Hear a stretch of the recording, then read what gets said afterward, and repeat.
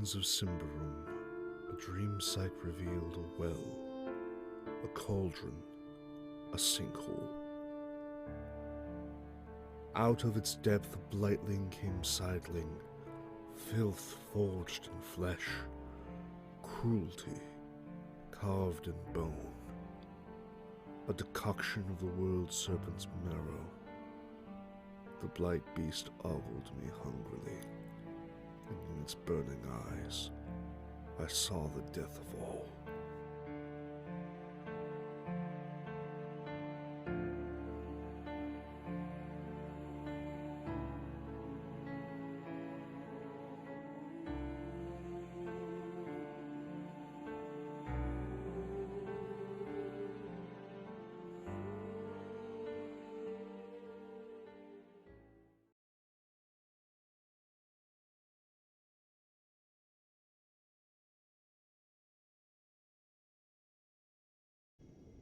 The horn is always alive! The horn! The horn is alive! It didn't play! But we're live. Did you try to play us? You tried to play us in with the horn, and then you were like, there was a horn, but then there was not a horn, and I was right again. Hi, everyone. Hey, everybody. Hi, everyone. I was hoping the horn sound would play, but apparently it doesn't anymore. And now my evening is over. Anyways, welcome to Weave the Tale. Yep, we're done. Tonight, we're a couple people short. It's a little different. We're going to be playing a one-shot of The Curse of the River Goddess, but no. We're playing Star Trek of Space, the Final Frontier. These are the voyages of the Starship Enterprise, right? It's a 5-year mission. Mm-hmm. Is that what we're playing? Keep going. Get it. Go. I'm trying to remember to explore strange new worlds, to seek out new life, new civilizations, and to go boldly where no man has ever gone before. Into Davokar, because we're actually playing Symbaroum. Anyways. Symbaroum. I'm sorry, I couldn't. I want to know what Kirk looked like in Symbaroum. I'm like, what can he try to get into in Symbaroum? That's how you get corruption. Something. Well, just take a mashup of all of Mitch's characters, and that is Kirk. Throw in the shade. Well, Mitch is not here to defend himself. AI-generated Ambrian citizen. There we go. I mean, we could just make this a roast of Ian and Mitch. I mean, I'm fine with that, too. This is perfect. All I know is that tech seems to get better when Sam's on tech. That's all I know. Those are facts in my life. Mm-hmm. Deconstructed Symbaroum. Maybe. There we go. Before we get into this, we're gonna let Pope go first to introduce himself, where we can find him, a little bit about himself, all the instances. Okay. Hey, everybody. Pope here. PopeWorldBuild on Twitch. I lurk on all your streams. It's going to be here on Monday night, playing Symbaroum. And yeah, no, if you want to find me, there's too much of me throughout the week. Just follow the Twitter. The most important thing I can say is, if you're watching this live, or you're catching the VOD, if you have time on Wednesday, this Wednesday, which is the 9th of March, please come back to the channel on Wednesday. There's going to be a day-long charity stream raising money for Equality Texas. And as someone living with a state regime that is trying to hurt LGBTQ plus families, I feel this deeply. So if you can, please show up, promote, donate if you can, and thank you all so much for being here, and hopefully I will see you all on Wednesday. Fantastic. Going on over to Anthony. Hey everyone, my name is Anthony, he, him pronouns. You can find me on Twitter at Prainntheplague up here, where I'm usually reposting what Sam is posting on Weave's Twitter for what we got going on Weave. Usually I am here on, like today, on Mondays playing Symbaroum. Wasn't here last week, but happy to be back and continuing on. And Friday, Blue Rose, Westmarch's campaign, it's picking up. We've seen most of the regions of Aldous at this point. or of the Aldian world, and we're going to plains, and there's going to be even more horses next week. So that's what I have lined up for this week. Check out more Weave for all more stuff. And last but certainly not least, Paul. Hey Had to say everybody, your name weird. Paul Martin. Sorry. You just feel like just saying my name's super weird. That's fine. Hi everybody, I'm Paul. I'm going to be humming AFI songs all night, and if you know why, you know why. I'm not going to explain if you don't know why. I'm not. I don't have that time. I don't have time to explain why I don't have time to explain. But I'm doubling my memes down. You can find me here on Tuesdays running Shadowrun for us, and we're going to bring it back. For those of you that saw the other one-shot that we did where Sam tried to kill everyone and succeeded in 2 out of 3 falls, I believe Anthony and I are back again with our same barbarians that have recently are now on a buddy cop adventure through Davokar, trying to figure out what's going on. This should be a gas and a half. Apparently there's a curse. I thought we were playing Star Trek for a moment. I was very sad because That's where there's a ship, right? Yeah, I could maybe heal a hero LeVar Burton, but that was taken away from me, and now I'm going to cry myself to sleep tonight. Star Price. Jeopardy moment. Star Price. We call it the Star Price, just to like Yay! throw things off. That's so Sorry, you cute. can keep talking, Paul. I just keep going. Yeah, all right, sweet. No, I mean, Okay. apparently we're also here to roast Ian and Mitch because they're not here to defend themselves, from what I've heard. So if they're catching this stream later, good luck. Also, subscribe, because if you do, then I can be an announcer in a wrestling game, and that's all that's important to me right now. Because Pope ran his mouth last week, and now I'm gonna follow up on that because I So want that in my life. 200 subscriptions, 200 subs for the month of March, and I will run Worldwide Wrestling, and Paul will be a regular announcer. So, no, you gotta get to 200 though. That's the challenge. As in, like, we're currently at 128. Get to 200 or 200 total? 200 for the month.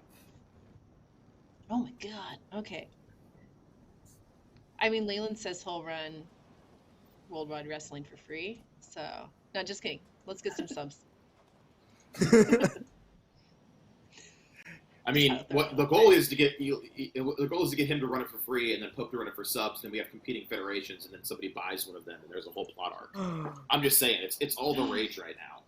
Tony Khan does it, Vince McMahon does it. All those wrestling fans know what's happening. Let's get those tape libraries. Yeah. I just don't watch wrestling. I'm sorry. You don't, Sam. It's okay. Someday we'll I know. we'll just vicariously get it all through us, and you'll be like, oh, this is why you guys like it. It's just crazy drama that involves a It's level male of soap physicality. opera with blood. That works. I'm ready to roll a lot of dice, though. I have big metal clunky dice Are we because we're gonna roll rolling dice? physical dice tonight. Physical dice tonight, We got folks. our math fraughts. Yeah, it's almost like we're in person. I have no dice because as the GM, I don't roll anything. That's true. It's true. I'm so I'm excited. not sure what she's going to do with those fingers, but I'm very perturbed now. Phrasing Are we doing phrasing again? Are we back to Anyways. doing phrasing? tonight. Are we Yep. All right. Moving on from that. Tonight we'll be playing The Curse of the River Goddess. It is in Adventure Path 1 of the Symbaroum Adventure Paths. They kind of publish these little add-on adventures. And yeah, we will be bringing back Kavan of Karlhar and Garruk of Varrock. However you want to say that. I can't talk today. Baraka. Thank you. I said it earlier. I say it right in my head, and then I try to speak, and then nothing is understandable or Words. intelligible. Words. But yeah, well, we're gonna kind of continue those stories and see if I could get 3 for 3 tonight. TPK. That's the goal. I mean, As you're always. the DM. If you want to TPK, Right? then TPK. That's how I win. Anyways, Sure. now we're gonna make sure that everybody has fun. We are using safety mechanics in our game tonight, so just make sure that you are taking care of yourself.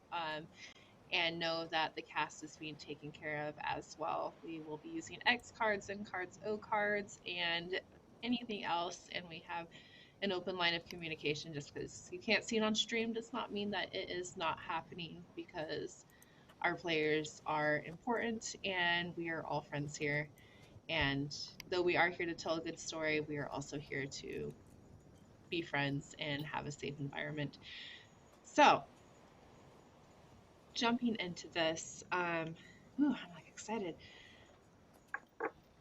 Traveling by foot in Davokar is slow, dreary, and just essentially very dangerous. Which is why the waterways are often used as often as possible. In Ambria, these are safe.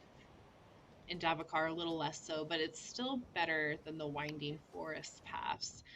And so this is sort of where we find ourselves, on the banks of the river, one of the hundreds that are within Davokar. As freight is loaded aboard a vessel, you kind of have the cries of birds up in the air mingling with the sound of just voices talking over one another. We're right, not close to Thistlehold, but enough into the forest that you guys have traveled a couple of days on the path. And if you want to go any further to any of the settlements within Davokar, this is the safest way to go.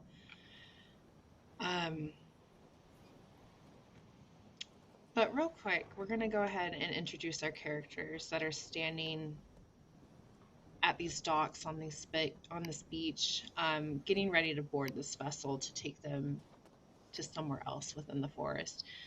And we're going to go ahead and start in the same order with Nox.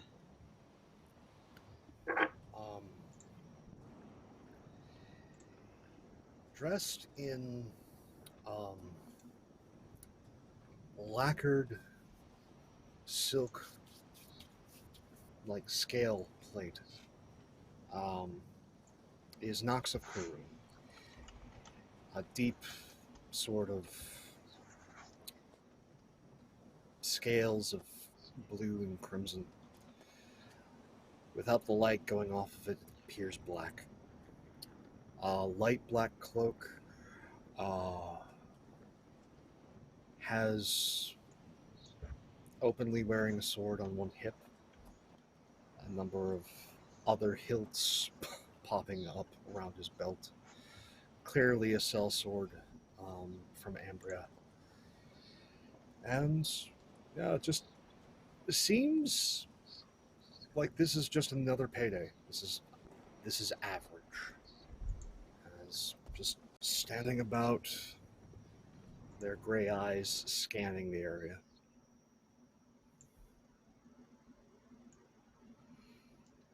As your eyes sort of scan about, they sort of briefly settle on two individuals that are standing close to one another. You kind of get that feeling that they could be dangerous. You know, as a sellsword, it's kind of your job to know, to pick out potential threats in a crowd. Garruk, Anthony, why don't you go ahead and describe your character real quick? I would love to. So Garruk, pronouns he, him, smoking on a pipe and some pipe tobacco, with a whetstone on the ground, kind of grinding at a dagger and some arrows, trying to get them as sharp as I possibly can, wearing extremely heavy crow armor that kind of weighs me down. It's actually also sort of an homage to a minor deity by the name of Veste that I follow. Now, while this is happening, I kind of look over at the sellswords, and I kind of wave over with a secret symbol, as one of my traits are contacts or sellswords. And so some of them are definitely on my side, and have already expected this outcome. So I'm kind of, lavish, relaxing, just taking care of my weapons and getting ready for whatever comes next. It is up to you, Pope, if you recognize this sign or not.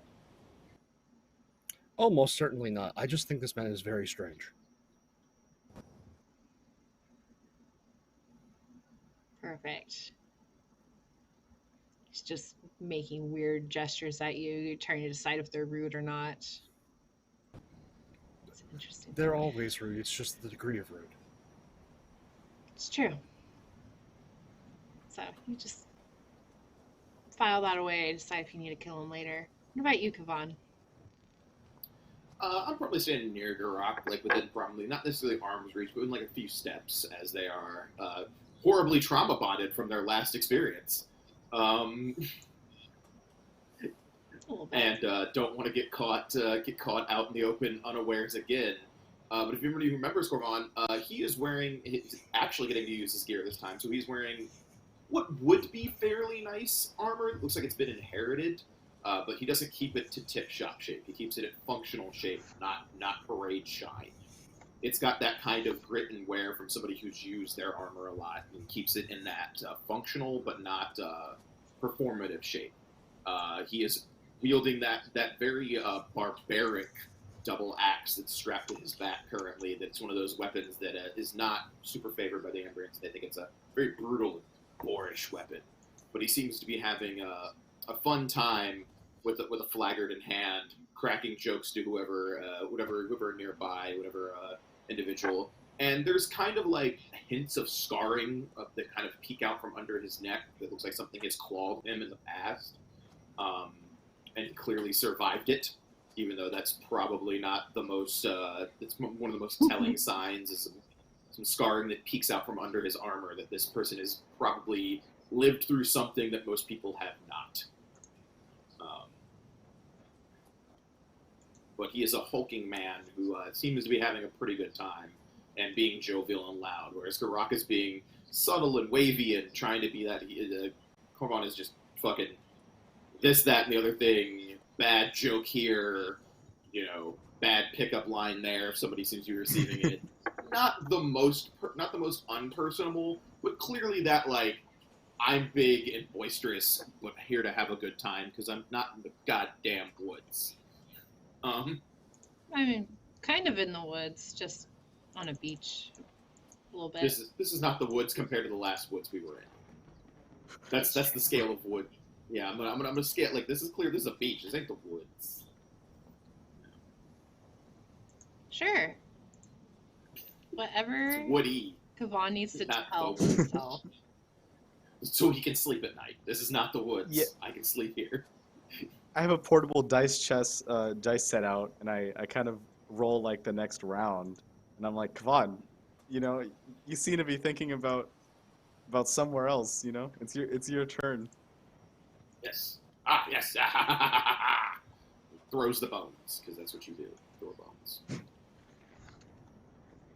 Yeah, almost as if you like are trying to forget something. But anyways, that's a whole other thing in trauma that we can explore pretty soon, I'm guessing. So the Only three if of Nox you dies in are front of getting our eyes ready,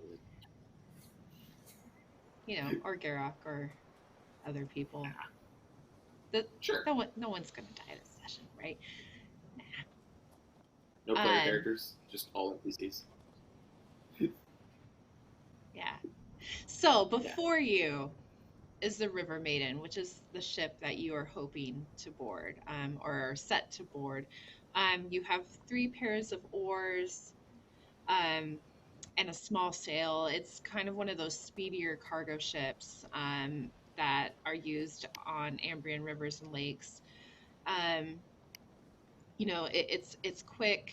It's able to travel upstream with the oars and the sails, and simply put, like, this boat is superior to anything that you can use to travel in Davokar. And it is basically ready to go. You kind of hear the captain, who you know as Ogval, actually shouting off from the deck. If you're coming, you better get on board. We're taking off. Start packing everything up. You were just about to make some money off these civilians.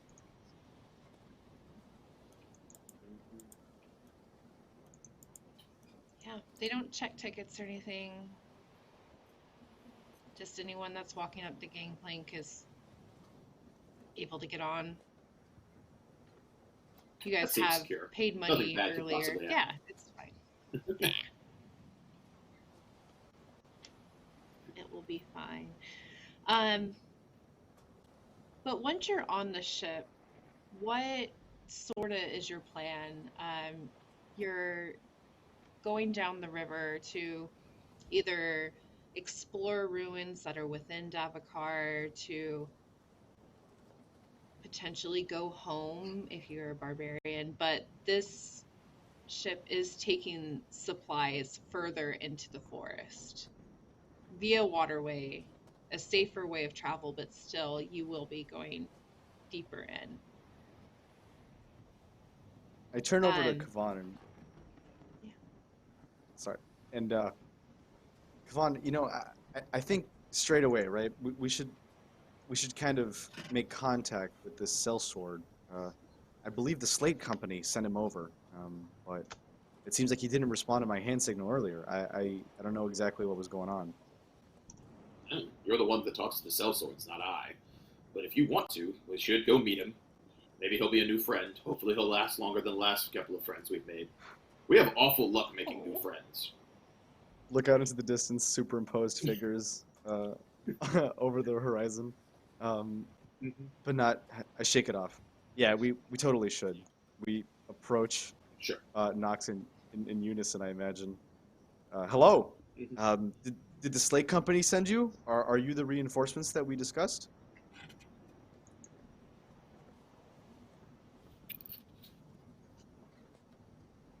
I wasn't employed by Slate. I do have a contract further upriver, making sure that these supplies get there. Oh. So he's not from the Slate may have- Company. Yeah.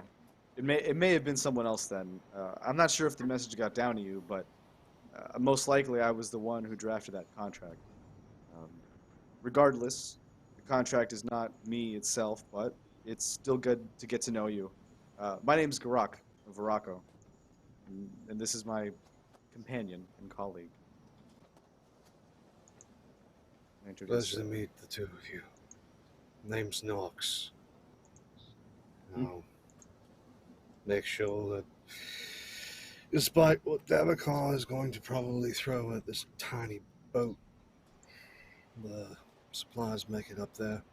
Try and keep at least the ones rowing and the captain alive. Sure. You've been to Davokar before. Been deep in it. This is my third trip.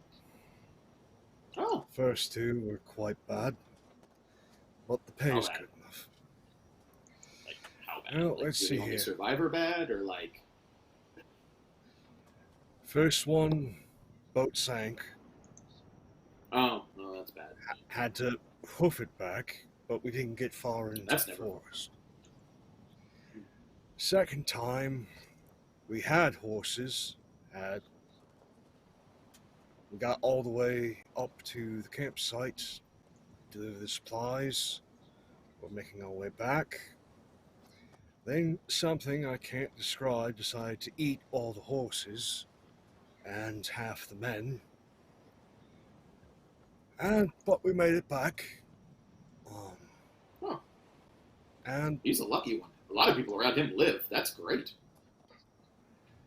now we've got this boat. So we'll see But how no this horses. one goes. No horses. That's probably preferable. Probably. It seems like I mean, it seems like horses you've seen aren't as that much bad. as we have. It's a Oh, you know, you I've can tell by seen- some I've of seen our very little. markings. Really? Wow. That's actually not what I thought, because we're the complete opposite, actually. Pardon. I try to see just who I need to stab. Much else usually just. Oh, are you one of those causes people men that doesn't to go get mad. paid to see very much? Do you get paid to see very little? If you want me to do things that don't involve keeping things safe or drawing blood, that costs extra, yes. Oh, okay. See, it's in his line of work. He gets paid to see very little. That's true, but it's not like he hasn't seen anything. That's fine. You know, I mean, look at our marks. You know, we didn't see what was coming for us, but we won't make that mistake a second time. It's good to have somebody else combat ready. Are there any other cell Sure. swords on the boat, or are we the whole people that look like we can handle ourselves on this boat? Are you gonna go talk to people? Oh yeah, I'm gonna That are walk on the around. Yeah. I mean, Unified now.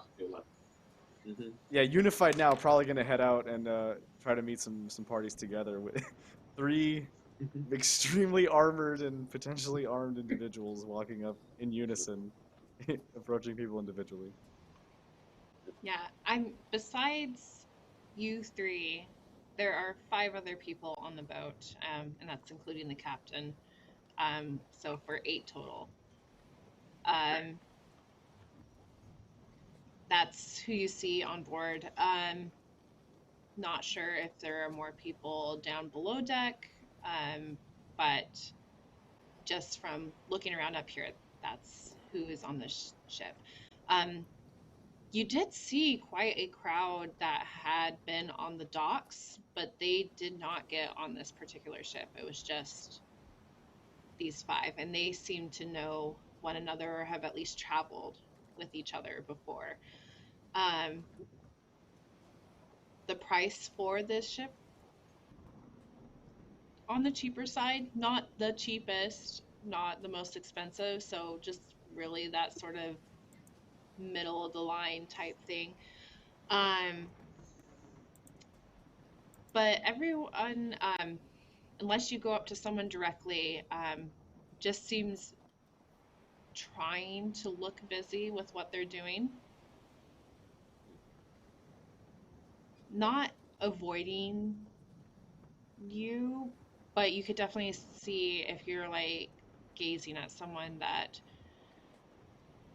they'll be looking at you out of the corner of the eye, and once they catch you looking, they'll quickly start tying a knot or moving luggage or something. The 3 of you definitely seem very imposing. Does anybody And get the maybe that's feeling it. that we're kind of not wanted here? I mean, some of these other guys are these are crew people. I don't exactly know how many other guests got on here, and exactly why did the others stay at the dock? Not There their are boat. other ships. Not going in the right direction. Yeah. Well, most folks are probably going to be taking things downriver back into Ambria. Going up this way, usually folks want to get on a more armored vessel. This is, while seaworthy and pleasant, there are much less pleasant things like the rafts. But this, should something pop out of the water, 50-50 chance of whether or not we all go in.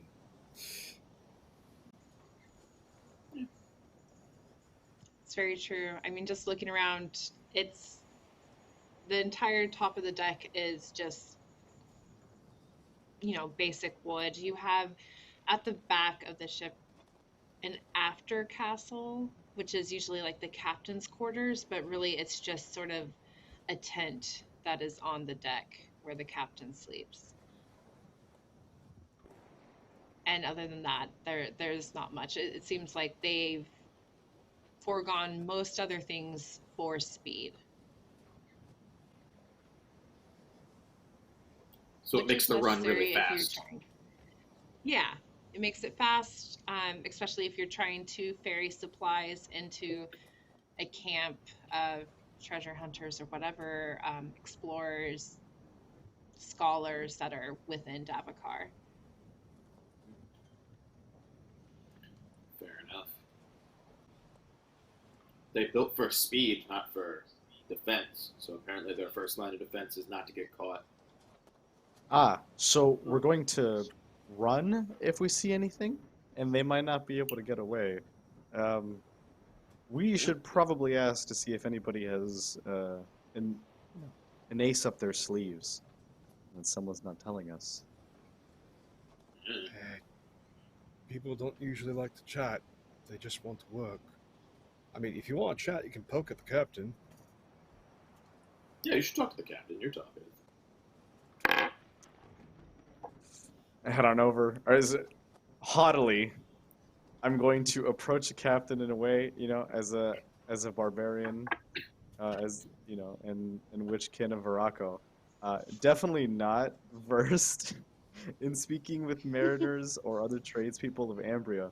So I'm going to assume that the captain is actually just the strongest person on the ship, and if you're stronger, you get handed the captain's hat. That's how being in charge works where we're from.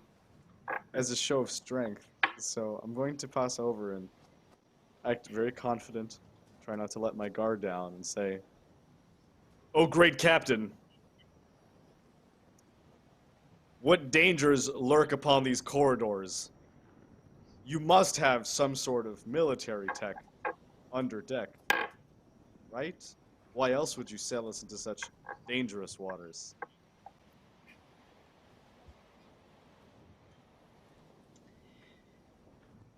Before you stands this very tall, lanky gentleman. His skin weathered from just, being on a ship, working his entire life, just calloused hands.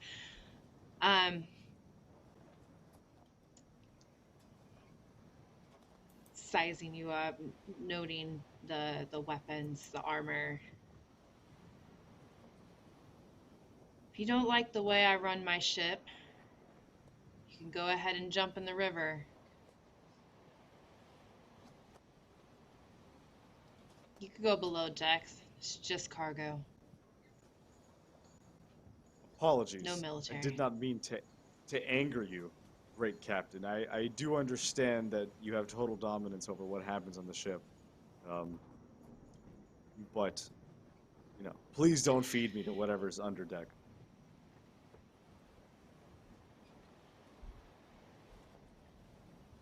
He laughs at that. Just like this moment of like deadpan silence as he looks at you, and then just full on, just like belly laughter.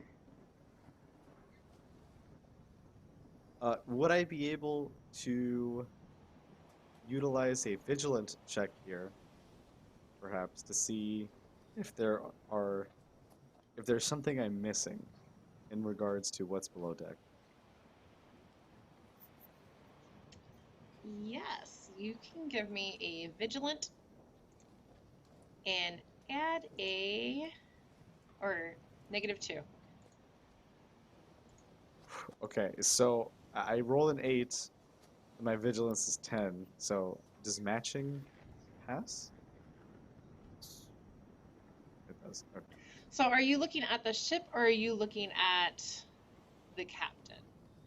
Looking at the captain, I'm trying to catch when I mention what's below deck often, and he says that there's nothing but cargo.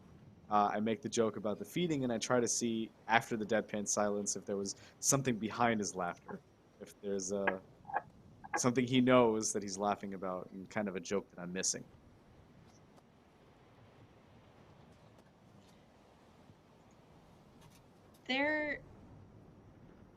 You almost miss it. Being a barbarian with your tribes, you still haven't quite mastered, like the weird things that Ambrians do. They're strict people. Those weird cultural nuances that they have. but that silence and then the laughter. He is nervous about something. There's that slight tinge of just anxiety in his laugh. The laugh's a little bit too forced, a little bit too crazed for something that's just entirely funny. You see this all the time from Kavan, always trying to laugh stuff off, trying to hide those feelings that he has. And so you're able to catch it a lot easier. Oh, I come back to Kavan and Nox, and I kind of relay the information. That was a harrowing experience. What a dangerous individual. Almost threw me off the ship. But I got what I was looking for. That would have been bad. I would have had to take his ship. You might not want to. He's clearly hiding something. He's worried, but I'm not even sure that he knows exactly why. He might be sailing into dangers yet unknown. We should be on guard, especially below deck. And from this on, from this point onwards, like a crew person tries to pass me and is just like sweeping the deck, and I shoot like dagger eyes at this person and just stare at them until they walk off. Just completely now on guard, and otherwise Yeah. a very calm ship. This goblin is half your height, sweeping the deck, completely just minding their own business, doing their own thing, and then the daggers that you glare at them, you just see their face turn like sheet white, and they're just like, you see that tremble in their hands as they just kind of hurry on by, and they're just, you catch like a small murmur of just like, they're going to curse us all, we're going to be dying, before they just continue on. What a cute little gobbo. See though? That's what I mean. Something's off. Yeah. Something's always off, though. No offense, Garak, but you're kind of throwing off everyone's groove. You're kind of just loud and in the way. Have to be. One cannot groove without defending their own bodily I'm harm. going to go over and hide and be unobtrusive, and you go about your day. You go about your day, and when you fall overboard, just scream. Garak, what's unobtrusive? I don't know. I think that means copy. So if he's gonna go hide in the corner, we should also find a crate to hide under. I would do like the I got it, and a fist on palm. I just think that Nox, I have to ask, are you going to go actually hide as they watch you, or do you more just like go sit somewhere out of the way? I just go and find the shadiest part of the deck right now and just sit down casually and just lounge and be out of everyone else's way. Perfect. So Garrett, Definitely fine, gonna you pull can us- still see him, but yeah. Yeah. go ahead. I'm definitely gonna pull a snake moment, and I'm gonna use the camp equipment that I have to take out a human-sized crate, and I'm going to flip it on its side, get under it, stay, be unobtrusive. Where do you set this up at? Like, are you in the middle of like the deck, on the side of the Yeah. deck, like? If Nox was hiding like in the bottom right corner of 4, like next to the sacks, I would. Hiding. My crate would be there. Yeah, my crate would be there, looking as if it were just another piece of cargo. but everyone sees you do this. Kavine, what about you? This is fair. I missed that part because my internet hiccup there from me, so I had to reset back. He's hiding. There was a in solid snake. Yeah, we're hiding in a solid crate. snake Solid hiding. snake moment. Arguably, because I'm a little bored, I'm probably gonna row for a bit because you can't keep this physique without doing manual labor. So that's what I'm gonna do for a while. I'm gonna get my This is a row solid on. plan. How do you do that? Do you just take someone's Well, spot? There's only Do 5 you- people on board, which means there's open oars. There's It 6 is oars true. and only 5 people on board, and the captain's not rowing. No, you'll actually notice that only 2 of the oars are in use, and they're not. It's mostly like they're holding them. And every now and then you could hear like the captain shout, and one of the oars will dip down as though to dodge around like a rock or something just to move them out of the way. Oh, so But they're the not oars are actually not using currently. them for speed. No. Then I will observe in how this directing of the boat goes. And I will stand there and cross my arms and watch the oarsmen and figure out how their job works. For this seems like the only actual exercise. And then I will also do push-ups randomly. Because that's what you do when you're swole. Excellent. I don't understand what it is to be unobtrusive, nor do I tend to try to figure it out. I do, and I'm No. flawed. One of the. Yeah. How long will you stay in your box, Gurok?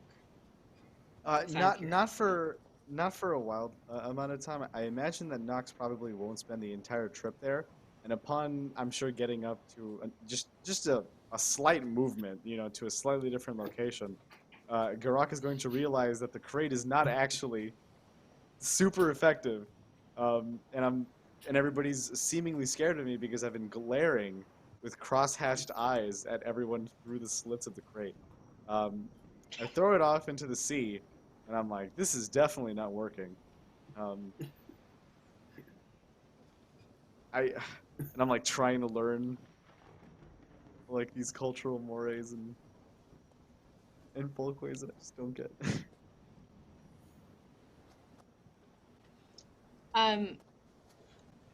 As the splash is heard as you drop this crate into the river water, a woman will rush towards you.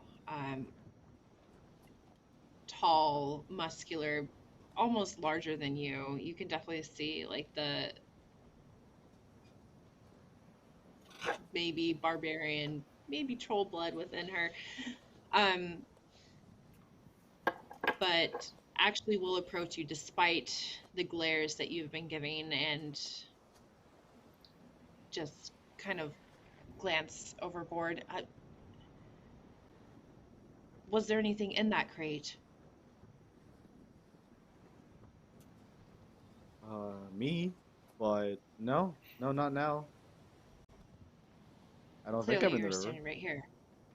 Yeah, exactly. Are you a fool?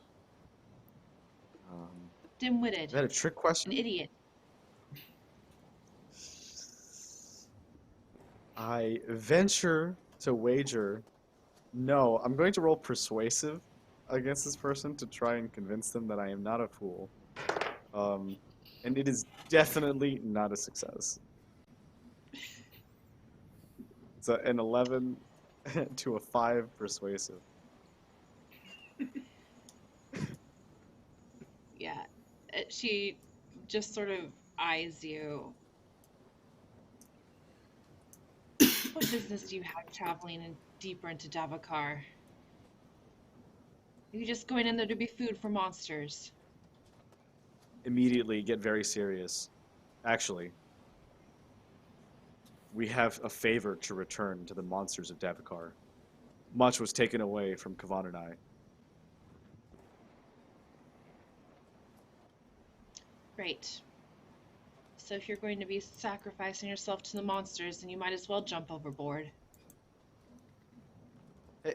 Has corruption afflicted you? Because it does not afflict me. You wish ill will upon me and perhaps my colleagues, Nox, and of course Kavan. You know, we're all together. That You're being being said, loud again. And obtrusive. I'm like in the corner of the ship that like someone approached me. I'm like, I do the like. Regardless, okay, the captain's nervous about something. There's something that everybody in the ship isn't talking about, and I'm staying at the ready just in case. It probably is under deck, so we haven't exactly gone under. But for now, we stay vigilant.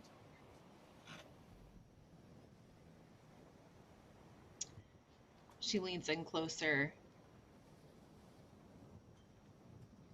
Her eyes narrowing even further. She jabs her finger into your chest. It smarts a little.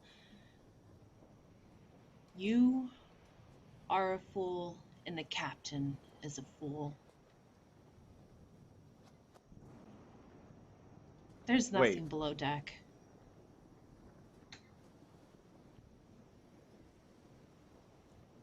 Sorry, go ahead. No. She takes her hand back and That's she moves to walk away. Unless you Yeah. stop her. I am going to loudly and obnoxiously point over at Nox to the other side with a very long like, and then another finger pointing directly at this woman. Nox, do you know why this person says that the captain is a fool? Definitely loud enough for the captain to hear me as well. Hoping to get them to converse. Or for Nox to add fuel to the fire. Honestly, Garrock, I believe she doesn't like you. I believe none of them, except for maybe Kavan, like you. I'm used to it, but she doesn't like the captain. Why? Why don't you ask the captain if you have all these questions? In place, I just turn over and just yell at him. I want everybody to hear this. First, the woman will like turn on her heel to face you once more before sort of yelling past you towards the captain. Ooh. Because if the captain would just make his daily sacrifices, we wouldn't be in this mess. I like clap. I told you, like. To which the captain will yell back, because now everyone is yelling for some reason.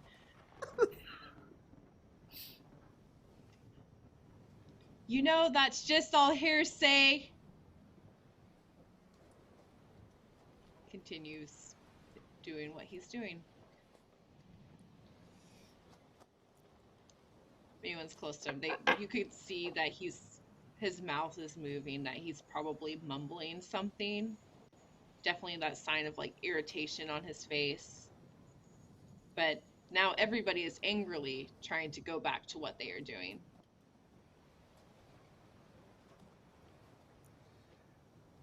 Fair enough. Go on. Where does the woman head? She's actually heading towards where the crow's nest is. You can see it as number 3 on the map, and is just very easily going to start climbing up. Cool. What are you doing, Kavan? Does that look like the crow's nest will support the 2 of us up there, or is it really a 1-person crow's nest? I mean, if you want to give a vigilance test, or if you just want to Sure. climb up and see what happens. I don't just want to climb up and see what happens. I'm rather large. Climbing up places can end badly. Oh, right on the money now that I've changed my vigilance. So 13 on a 13. Nice. Nice. How heavy is Kavan? He's probably 280 in armor and weapon armed, so he's a big guy.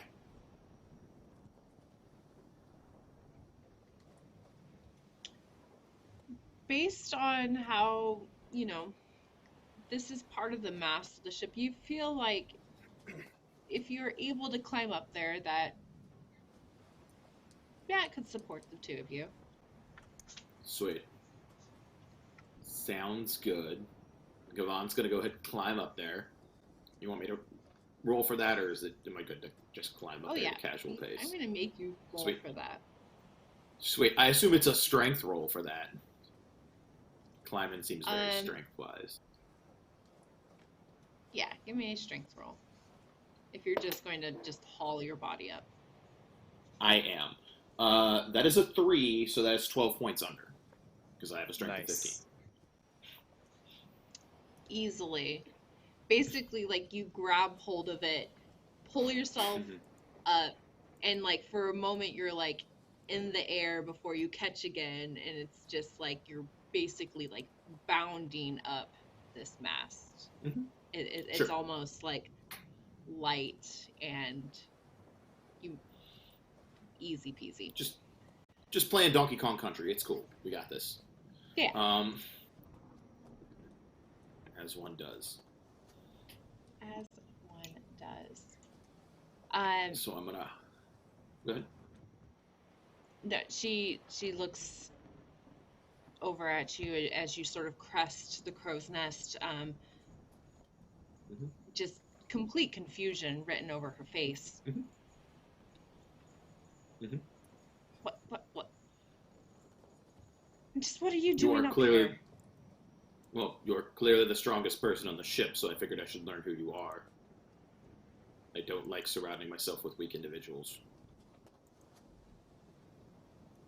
Only fools, then, I'm guessing. If that one, she sort of points her thumb over to where Garrock is standing on the ship. Like that one. I guess sometimes. Garrock can be foolish, but Garrock is very good with a spear, and Garrock has been through a lot with me. So I will not turn my back on someone who shed blood with me.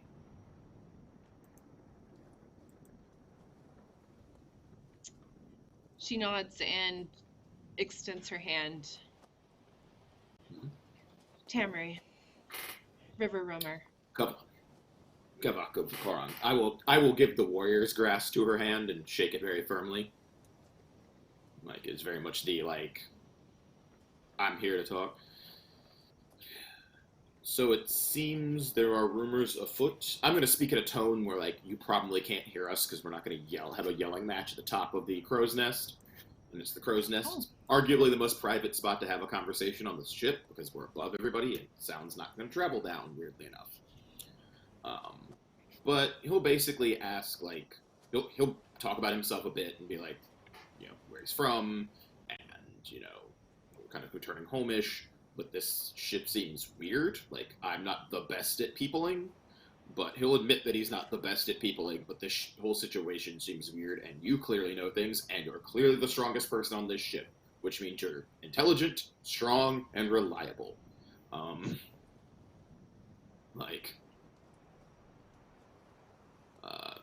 So he'll basically try to endear himself to her a bit and, be like, even if it's just rumors, knowing what's going on is better than not knowing. Because not knowing is how you get killed by things that are corrupt. If you would like me to roll persuasion, I can. It is not the best, but yes. Give me a persuasion. Nope, didn't make it. I have a 9 and I rolled a 12. But yeah. Happens. You sort of keep talking, trying to, endear yourself to her, impress upon her, and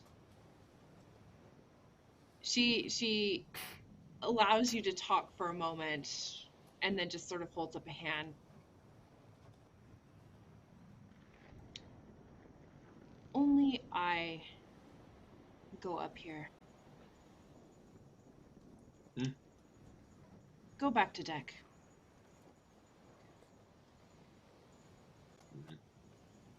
Sure.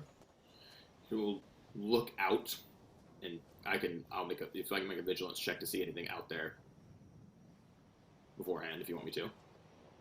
Oh, yeah, go ahead. You can do that. Oh, 7. You And I definitely have a been 13, looking so around 6 while under. talking.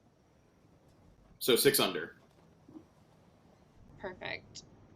You notice that from this location, you can see everything on the ship. You can see behind the after castle where the captain's quarters are. Basically, from head to stern, you can see everything that is going on. A couple yards out on either side, you see the forest just dark and thick. And this water cutting its way through Davokar.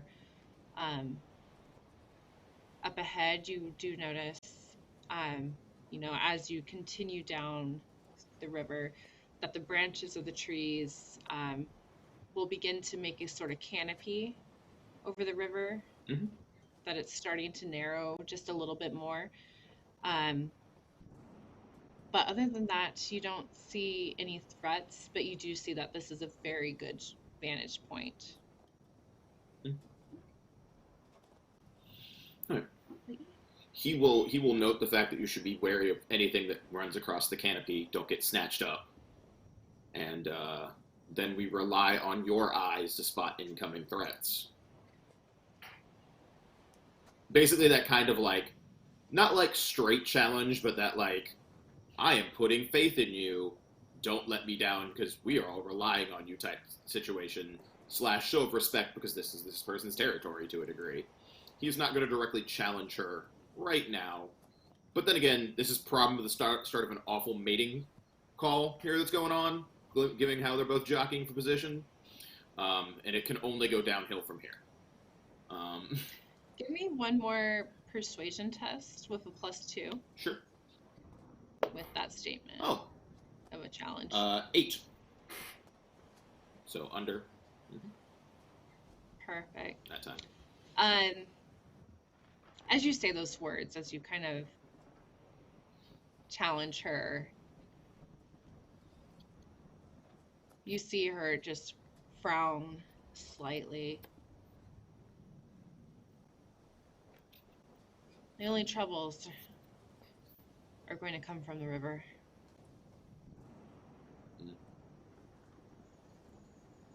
Never see it coming.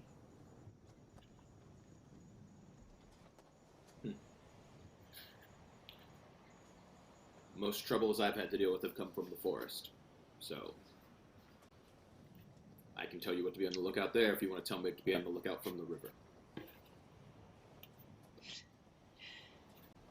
Just because we're on the river doesn't mean we're not in Davokar. We're still in the forest. Oh, I know. That's why I said watch the canopy. There are things that will snatch you up from there and you'll be closest to it.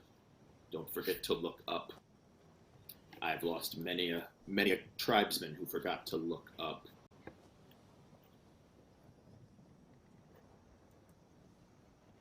You're from the clans. Mm-hmm.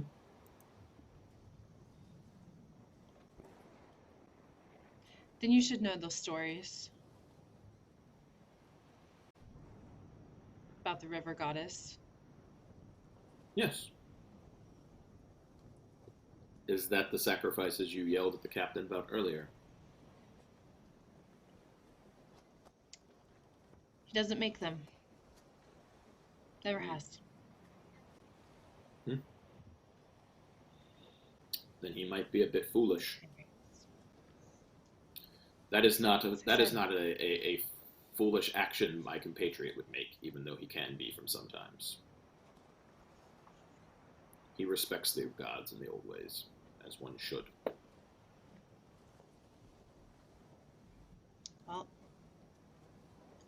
See if you remember how that story goes.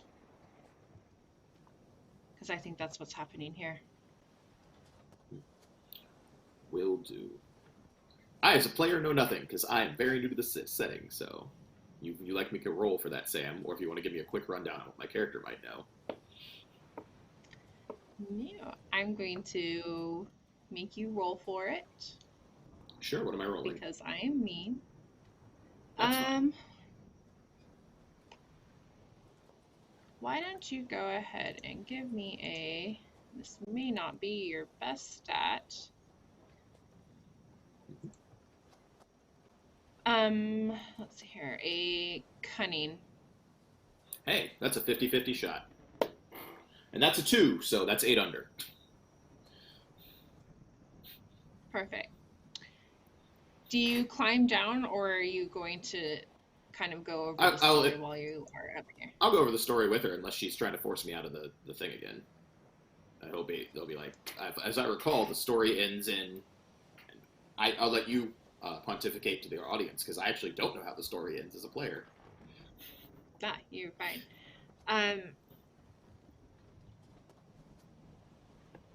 This is something that among barbarians and many Ambrians that travel the rivers of Davokar, that is told, so it makes sense for our barbarians to know this story. But the myth essentially goes that one early morning, a river fisherman harvested his fish traps and found an elderly woman in one of them. She had gills, and she had been apparently, exhausting herself trying to get free.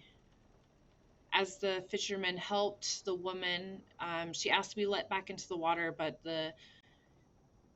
humans are greedy. He, of course, asked for something in return. The woman suggested that his family always would get as much food as they needed from the river, but the fisherman wanted more than that. And he wanted enough fish to be granted enough food to feed the whole village. And so, sort of with a grunt begrudgingly, the woman accepted his request. The next day, the fisherman made a huge catch that all the villagers could eat their fill. The joy was slightly clouded, though, by one of the other fishing teams vanishing without a trace. Nothing but their rowboat was recovered.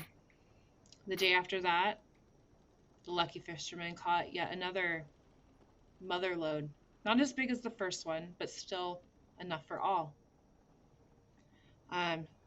Since a second team of fishermen disappeared. And so it continued. A big catch, missing colleagues day in and day out, until none but the lucky one remained. Then the families of the lost fishermen gathered and forced the man to tell his tale, and after which they flung him into the water as an offering to the angered river goddess. The catches returned to their normal size, and the lost fishermen returned to their families without remembering anything that happened. Ever since then, the villagers, any that travel the rivers of Davokar, sacrifice a part of their daily catch to appease the maiden of the river. Most Ambrians sort of believe that, this is something used to make children and people not used to traveling on the water just stay still and listen. It's kind of gone to lore, but it's definitely something that the barbarian tribes still will follow. He will ask a very important question. Has the crew always been this small?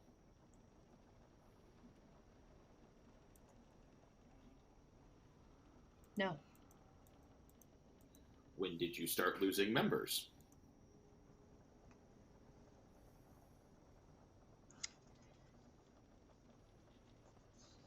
Only one the last time we traveled.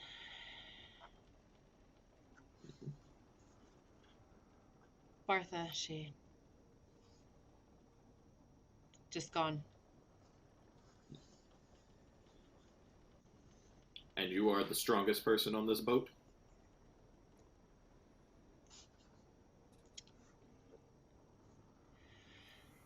I mean, I've never gone to cuffs with the captain, but I'm sure I can manage a blow or two. Just checking. Would the other crew members follow you? She sort of snorts at that. The only other crew members harassed some scholar, not really a crew member, just along for the ride, and that goblin. Nah, not really any loyalty among them. Alright. Just figured I'd ask when the time comes. If the captain would just make sacrifices, this would all be fine. Mm-hmm. You are correct. Damn. Sometimes Ambrians sacrifices just must be believe. made. You're correct. Ambrians don't believe, and it's a problem.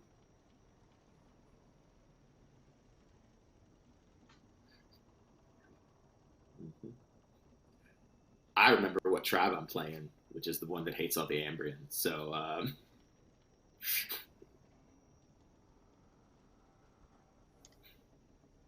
She actually will offer a small smile before shaking her head. She's like,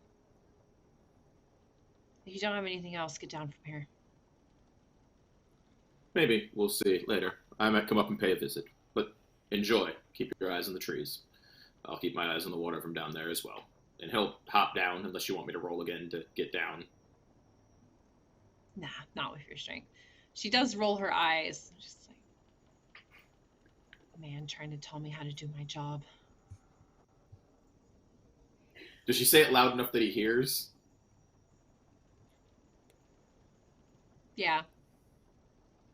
No, I'm just keeping the only sensible person on this. I just want to keep the only sensible person on this boat alive.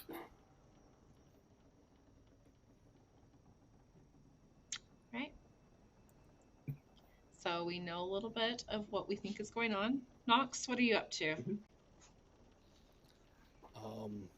Sitting in the shade, trying not to pay attention to Garak unless he makes it so that he is anything but a distraction to all aboard the vessel. And probably getting into a bottle of wine right about now. It feels like wine time. Wine time. Yeah. It's definitely, the shadows are lengthening. I guess that leads to Grok. Are you being distracting? What's Grok doing? Muted. I did say that I was going to copy Nox in an effort to be Yes. unobstructive, so I am also going to get into a bottle of this bitter grape fermented drink that I'm not too familiar with. But it makes me feel good after a little while, and it's something that, we only get with ciders and whatnot. It tastes So good. do you just Mead. full These people don't on- have mead. Meat, exactly. Can you roll me a resolute at a Gasp. -2? Okay. Lots of cool. I guess both you, yeah. 4 degrees of success, thankfully. 3. Okay. Perfect. Again, not inebriated, just that sort of warmth in your belly, comfort, the nerves a little bit lessened, but it's starting to grow dark.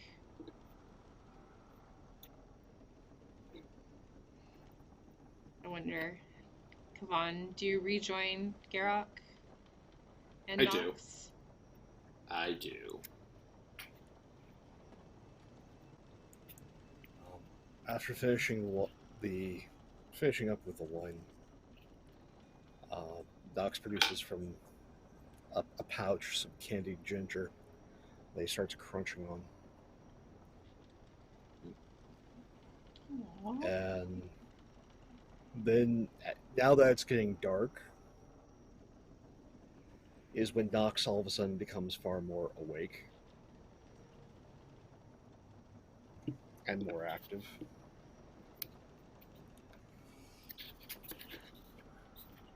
I'm staring at these wonders that Nox is holding. Just like How are you gonna copy that? I look at Nox and I'm saying, listen, I know that you might not have trusted me as soon as we got on the boat, but I hope that the last couple hours of peace and sharing this wine have changed your mind a bit.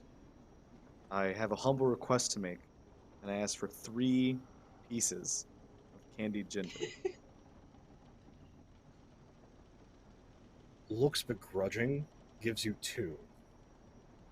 And I'm like, well, none for me if you then. survive the, And oh, sorry. if you survive the night, you'll get the 3rd. Okay, I look at it and I with newfound purpose and vigor and a kind of like subtle desire to make a new friend amongst the trauma. I'm going to go ahead and offer both pieces of candied ginger, one to the goblin, as the goblin passes by again, and say, "This is I'm sorry for earlier. Okay, I was just a little distrustful of who was on the boat, but it really seems like you have no idea what's going on. I hope we can be friends." And I offer a piece of candied ginger to the goblin. Give me a persuasion roll. Yes. And because you were 1 offering degree of candy, you success. could add 1. Okay. Oh, okay. Well, then two.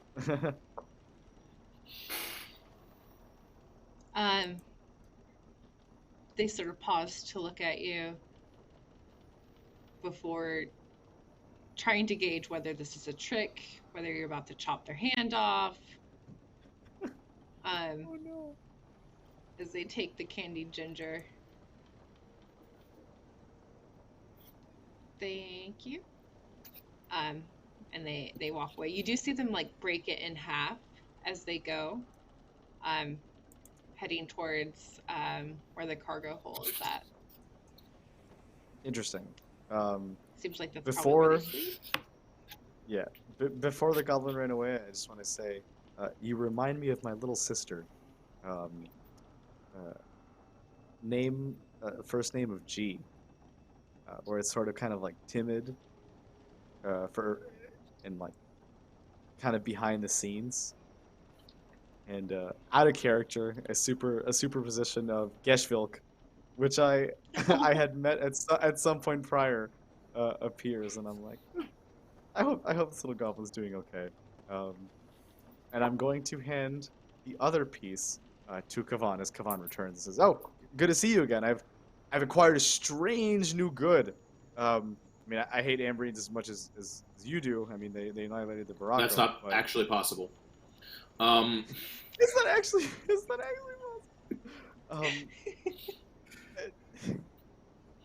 I'm like, whoa. Before we have one of our long and lengthy how much we hate the Ambrians speeches, a piece of their candy, it seems.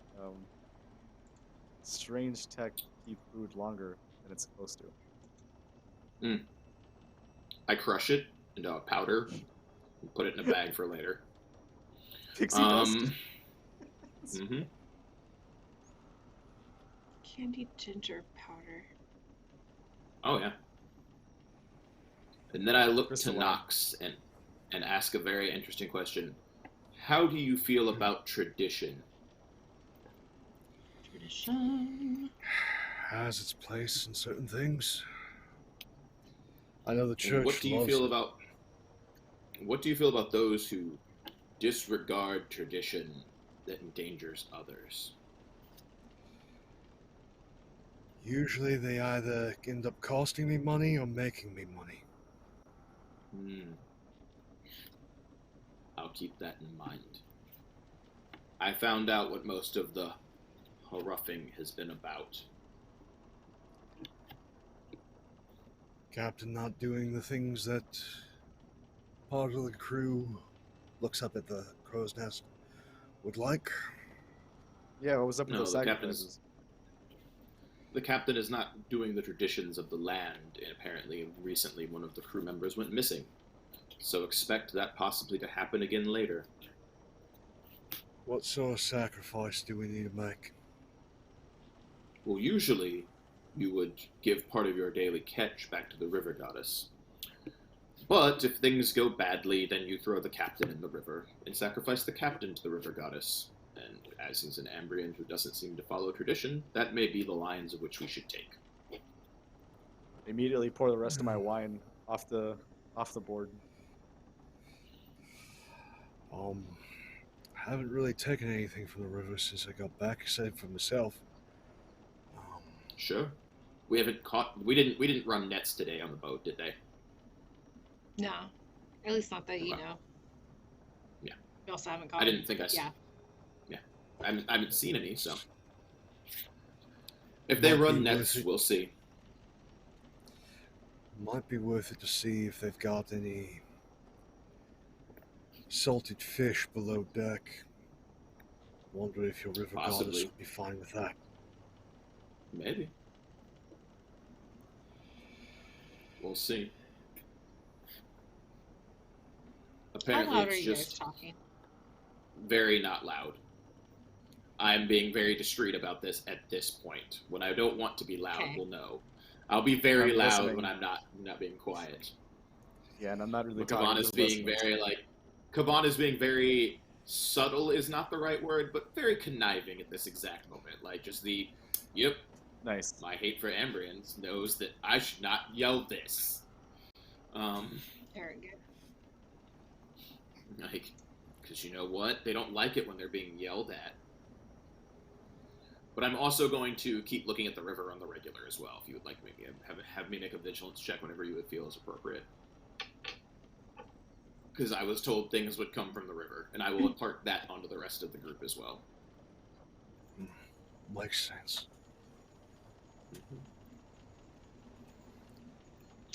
So as it grows darker, what is your guys' plan sort of for the night?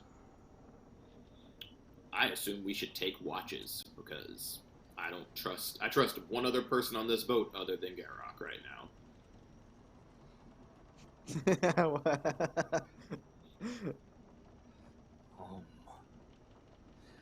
I'm probably going to make a bowl of watered porridge, walk along the side eating it.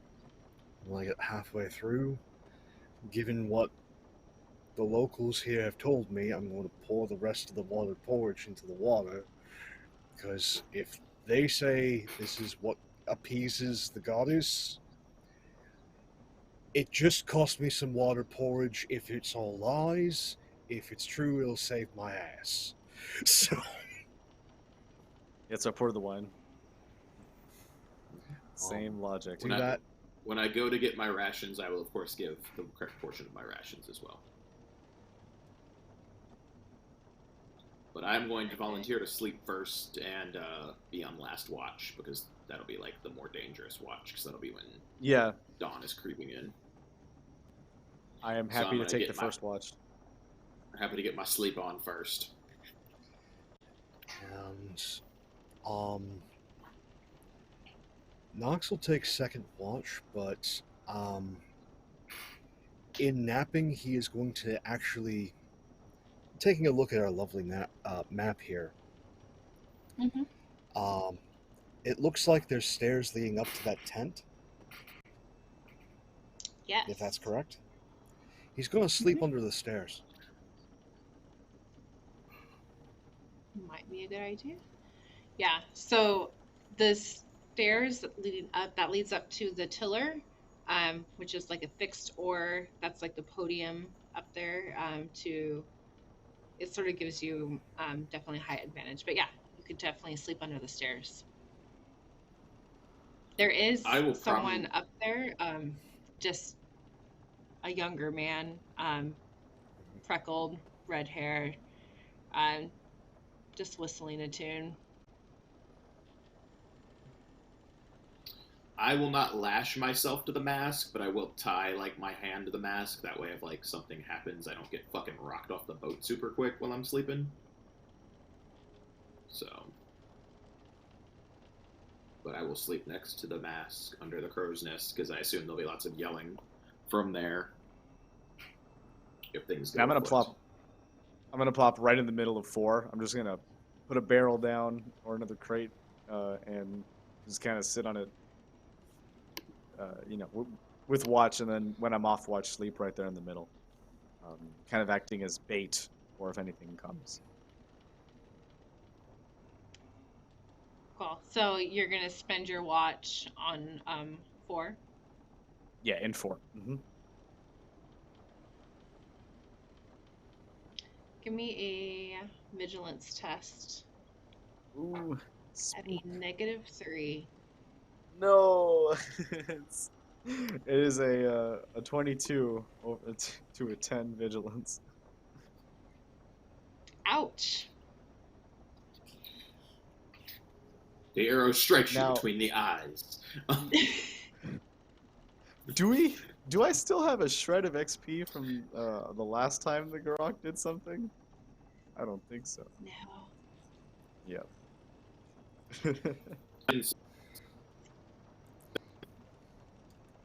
Oh. We lost Paul. He's trying to say something Or- though. Orbit. We'll wait for him. Yep. We'll let him go. That's But it's that's what happens when you Go roll ahead. 22. yeah. Kavan's gone. And it's Garrick's fault. No, stop! That No. hurts. Oh, There, Kavan's he's back. There we Come go. on, back. You were not abducted. Disappeared. Vanished. It's not taken by Garok, the as you- voyage because Garok couldn't see. Yeah. Yeah. Garok, something about watch is usually you don't watch in one location. There's blind spots on the ship. There's areas that you're not able to see, even though you're sitting on the top of a barrel in the middle of this section of the ship. There's those shadows, those corners, everything that's sort of behind the after castle where one of your friends is sleeping. You're just not able to see everything.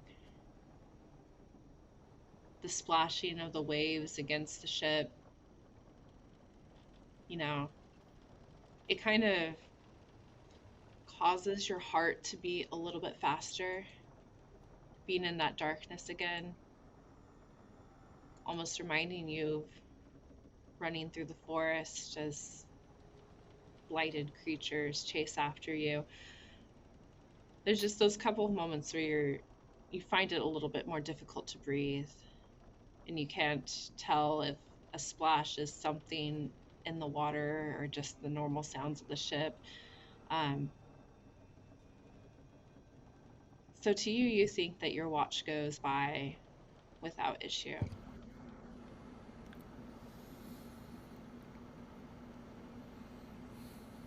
But just those feelings of being watched again come back to you.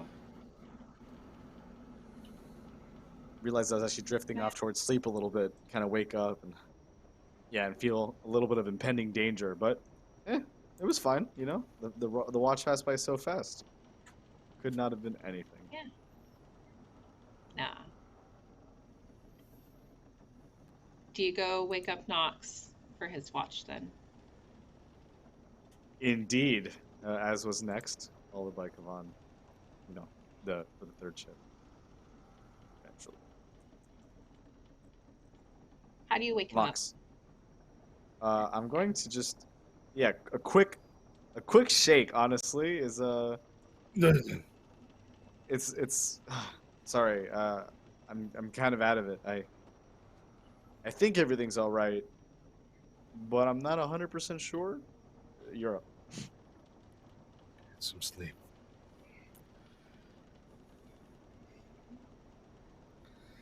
And Nox makes his way essentially walking about the vessel, keeping an eye out.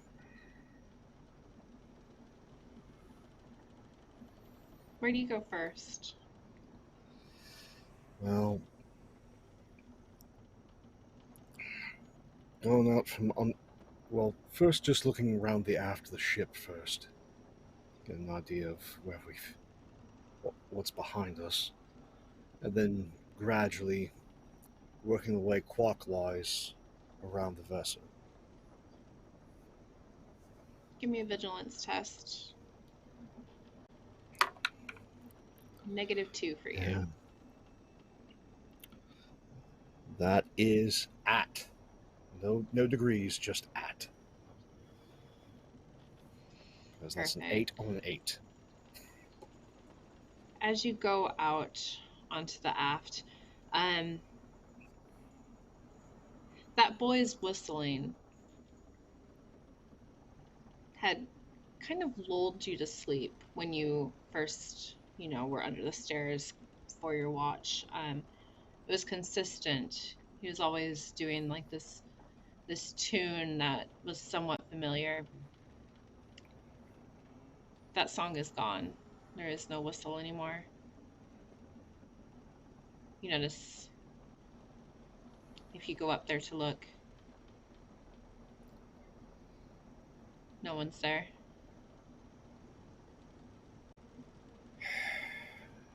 Alright, so no one's manning the rudder. Nope. Is the captain in his tent? That's the next place I'll go. Yeah. Do you knock? Do you just go in? I just go in.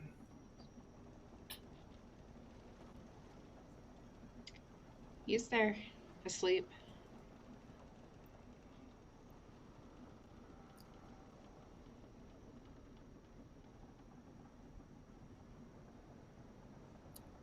Of course you are.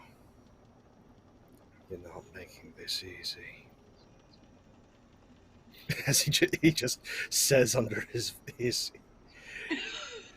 breath. If the boy shows back up, you need to pray to prayers. It'll be your luckiest day ever. If I don't find the boy, well, it's going to be a quick drop for you. And closes the door quietly, makes his way out, and starts patrolling the rest of the deck.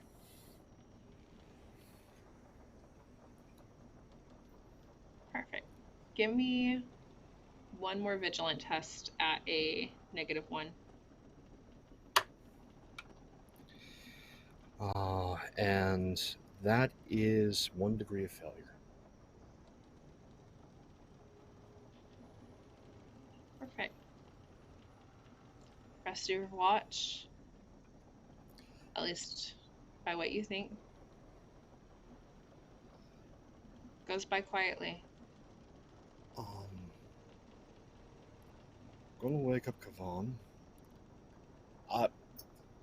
In doing so, it's just going to be, I'm going to take some of the loose rope and just lightly pat him on the side. Come on. He does not Wolverine wake up and accidentally stab you. Good. Because, Not sure. My turn already. Yeah, not sure if the lad's gone missing, the one that was manning the rudder. I'm going to look below deck for him before I nod back off. If I don't find him, I think we need to deposit the captain in the river. Currently, All right, he sounds sounds asleep. good. Alright. Either way, he can be thrown in the river. First thing I'm going to do is go to the crow's nest, because I know I can see the whole ship from there.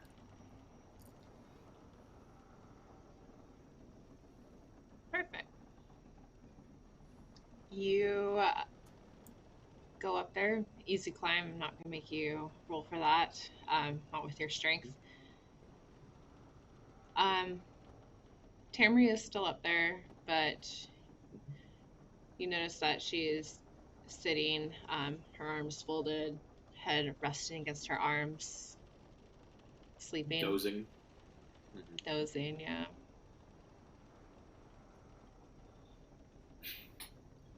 He will gently wake her and let her know that if she wants to sleep, she can, and he'll hang out up here.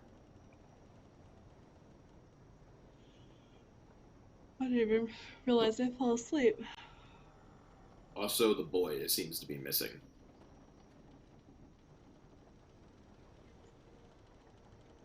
No. Arlo. If that's his name, you didn't mention it earlier. Nox is checking for him one more time, but apparently he went missing on Nox before Nox's watch. Yarok is sleeping. She immediately jolts up at that. He hasn't checked below deck. He's doing that right now. Yeah, no, it can't be Arlo too. And she will begin to climb, swing her leg over the crow's nest. Keep an eye out here. I'll go help him look for the boy. All right. Or just essentially like not even climbing, just like sliding down this hole that has just been worn smooth. Nox, have you gone below deck then? Perfect. I'm gonna have Kavan do a vigilance test real quick. We'll move over there. I'm at a negative or just the flat? My flat 13. You're flat 13 since you are up here. Okay. That is a 8, so 5 degrees of success. Perfect. Again, everything is seen to up here. The moonlight sort of coming down through the branches of the trees, casting that light upon the water. The ship, it's slow. The water is slow here. But you do see Tamri just quickly rushing after where Nox just disappeared below deck. Garok's sleeping. Mm-hmm. At least for now, everything seems calm. Mm-hmm. But we'll see. Below deck, again, the ship is just piled together. You just see these rows upon rows of containers of merchandise, tarp down, rope, a section where there's hanging sort of canopies, hammocks, where crew hasn't sleeping. It looks like many of them have been unused, but a few have been. But looking, in the obvious place of the canopy or the hammocks, you don't see that young boy there. Do you continue looking down below?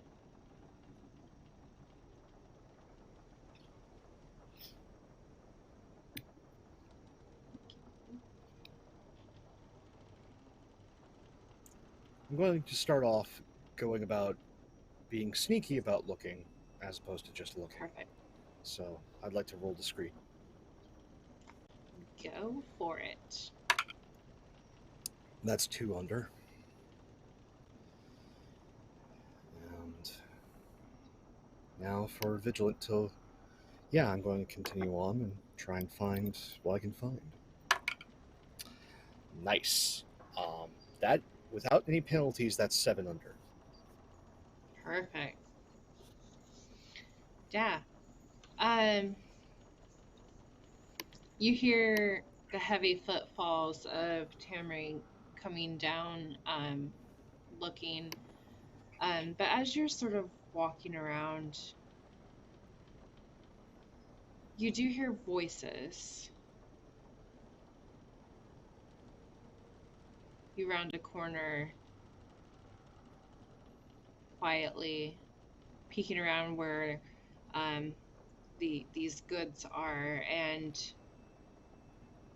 see the goblin from earlier crouched down, actually speaking to another goblin that you had not seen previously. If we take this and sell it, we'll be able to live like kings in Thistlehold. The one that you saw. But we'd be taking it from whoever owns it on the ship. We can't just take these items. And they sort of continue on in that strain of talking where one is saying to take these items to sell them to whoever will take them in Thistlehold. The Ordo Magica would surely love some of this, but the other one, you're supposed to be quiet on the ship. We can't. They can't know that you're here. Nox is going to quietly pull both of his stilettos.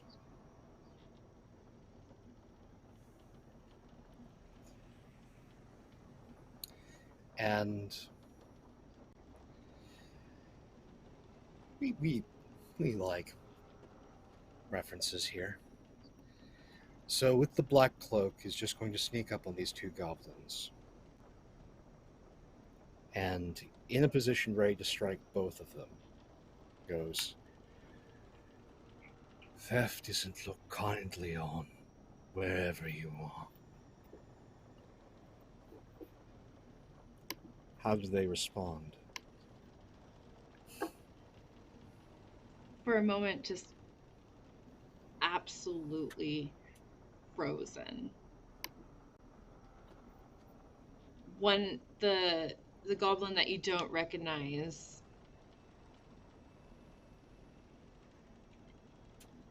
can't talk for a moment. He's just mouth open, but then suddenly seems to get his wits about him as he goes to reach for and what he ends up finding is just like a bottle. He tries to grab for it. As soon as he tries to reach for it, both daggers, instead of going from one for each, it's just... These are both at advantage.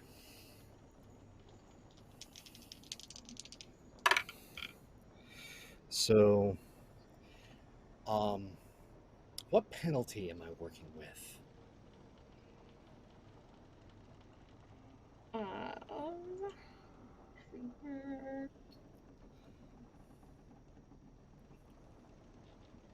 I did not have that sheet up, so one moment. It's okay. He's just here to stab goblins and have a good time. And he's all at a good time. I know. Poor little goblin.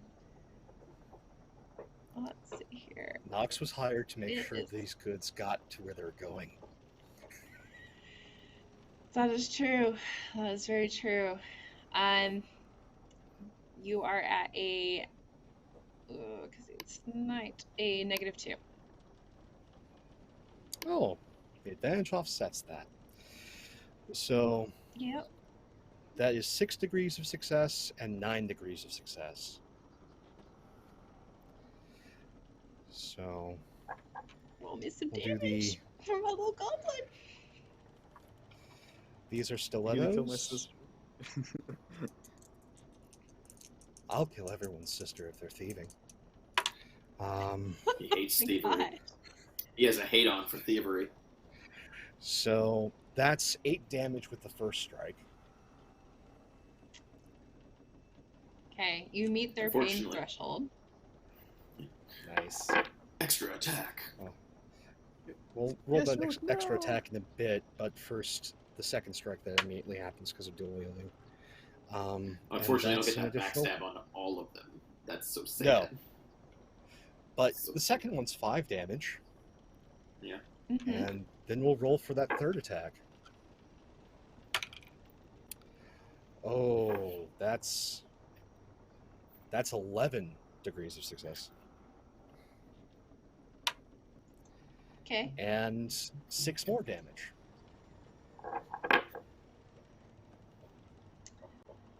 So why don't you describe this as you completely just kill this goblin? So Splurk. it's just immediately both strikes. One is right at the base of the spine, on the back of the head. The other one goes a bit lower, just between 2 vertebrae. Pulls both, and then with the left hand reaches around and slits the throat, being thorough. And then quickly wipes both blades off on the interior of the cloak, and then just turns towards the other goblin. And glares down. 2 things, little one. 1, stowaways are a bad thing. 2, there's a boy missing.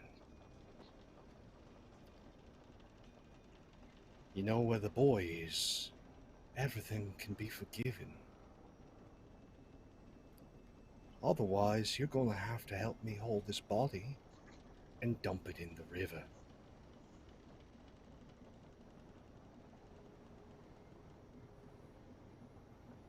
Her eyes are just as big as saucers, mouth open in a sort of silent scream, as she just stares at the body of that other goblin. The bottle that he had been reaching for just sort of rolls and clatters to the ground.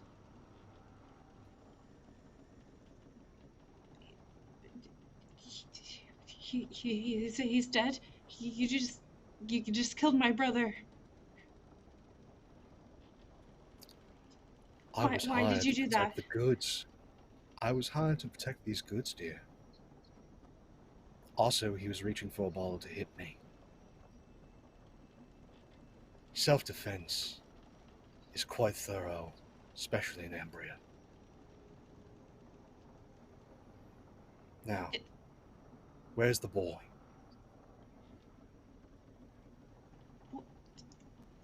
Arlo, I don't... He should be up at the tiller. He's not at the tiller. Hasn't been in the tiller for a while. Where's the boy?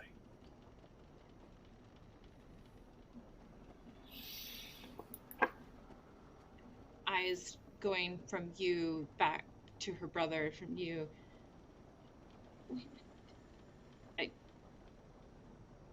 If he's gone missing, we don't know where are they going missing. They're on the boat. Next minute they're not. But you killed my brother. He wasn't supposed to be here. He wanted to sell things that weren't his, and he tried to hit me. But they're not the captains either. These are the scholars. And who do you think the scholar employed to make sure they got there? Ordo Magica's got a lot of money, and they make sure their goods get there. And that's why I hire nasty pieces of work like me.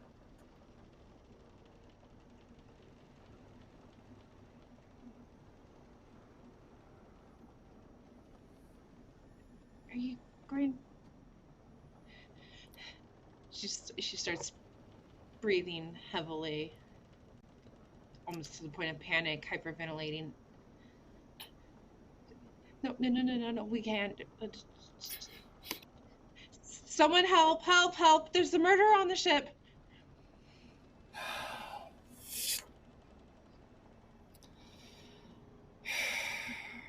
You are not going to make this a very good day for me. I'm so sorry. Moving away from that. Those ominous words. Come on, you are up on the crow's nest. Garok's still sleeping. Listening. Roll me a vigilant. Another vigilant? Sure. That is a 3, so 10 degrees of success. It's muffled, quiet, but you do hear a voice from below deck, you assume, shouting. Can't make out the words. Quiet. But Tamri is below deck. You know. Nox went Does below it deck. sound like Cambria?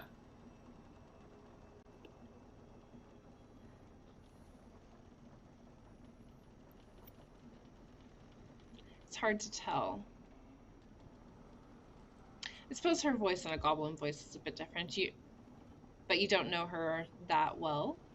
You haven't heard her cry in panic, or many other voices that she can make. Nope, that is correct. I have not gone through the full realm of vocal abilities for this particular character. Yes, that.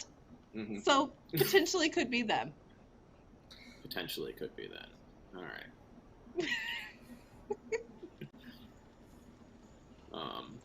There we go. It is a cry of panic. All right. Sure. Not certain if it's panic, but it is definitely a voice below deck that you were able to hear. Mm-hmm. Whereas previously you haven't been able to hear people talking. So you know that someone must be loud for it to be heard. I will head down. I assume 1 is like the area down below deck, correct? Or is that just an opening? Okay.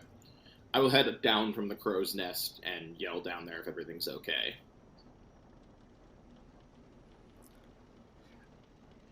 I'm sure there's a cry from Nox. Thieves and stowaways. Boy's still missing. Interesting. Tamria, you alright? I'll call to her, make sure, she's okay. Tamri will actually, at this point, round the corner of like the cargo to see what has happened.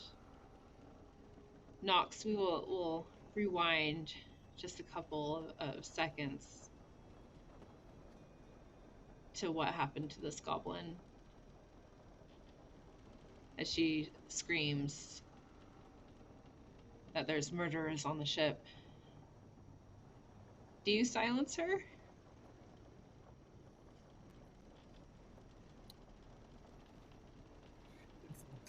The neck rolls. The body arches. And a hand goes back, produces cuffs.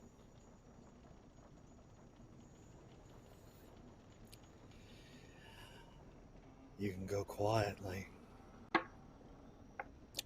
or you can go with your brother. These are your choices. I've done nothing wrong. But please don't kill me. I just wanted my brother. He was just, Conspiracy to commit theft. You know what they do to just normal Ambrians with the Ordo Magica? I know a fella who turned into a wallet for one of the wizards. Trust me, I did your brother a favor. And I'm guessing this is when Tamriel rounds the corner. Yeah. her eyes quickly assessing the situation. Who's that? Stowaway. Apparently this one's brother was conspiring with her to steal these items and sell them. Steal from the Ordo Magica. You know, the folks that hired me.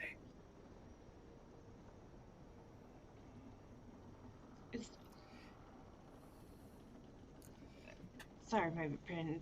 Nina, you don't mean that you stowed this person away?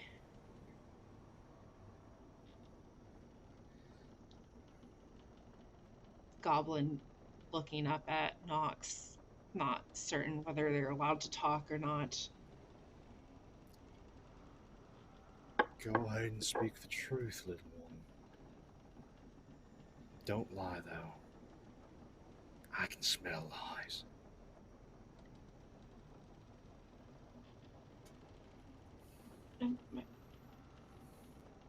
I just wanted my brother to get onto the ship so that we could, eventually get at this hold, make some money. We saw that scholar Harasto was about these items and figured that they're not his. They're just that we could take them.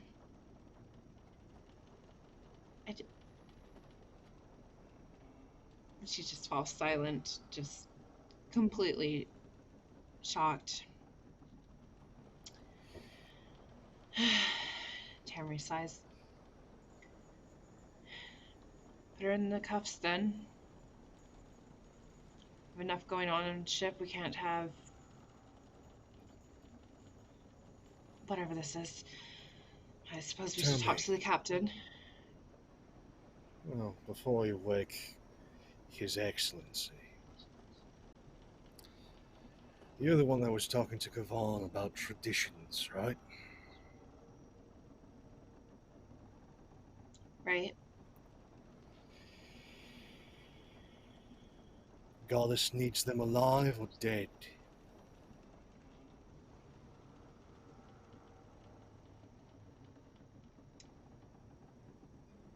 Figure both will be fine. Excellent. As long as it's Let's fresh see enough. if this... Yeah. He's not cold yet. Put the cuffs on the little goblin. And then I'm going to haul the corpse of the other one out from under decks. And as soon as I get above deck, just toss him off the side.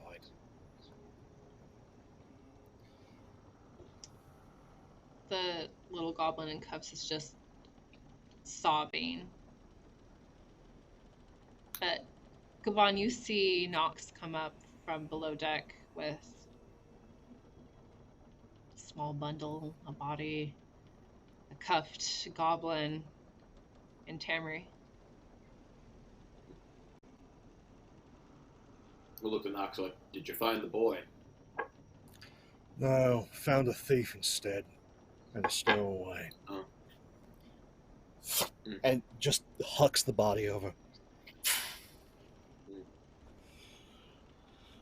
Hopefully that keeps whatever's taking crew a little bit more away. Maybe. Garok, unless you're a pretty heavy sleeper, I think all this commotion Yeah. would have woken you up as well.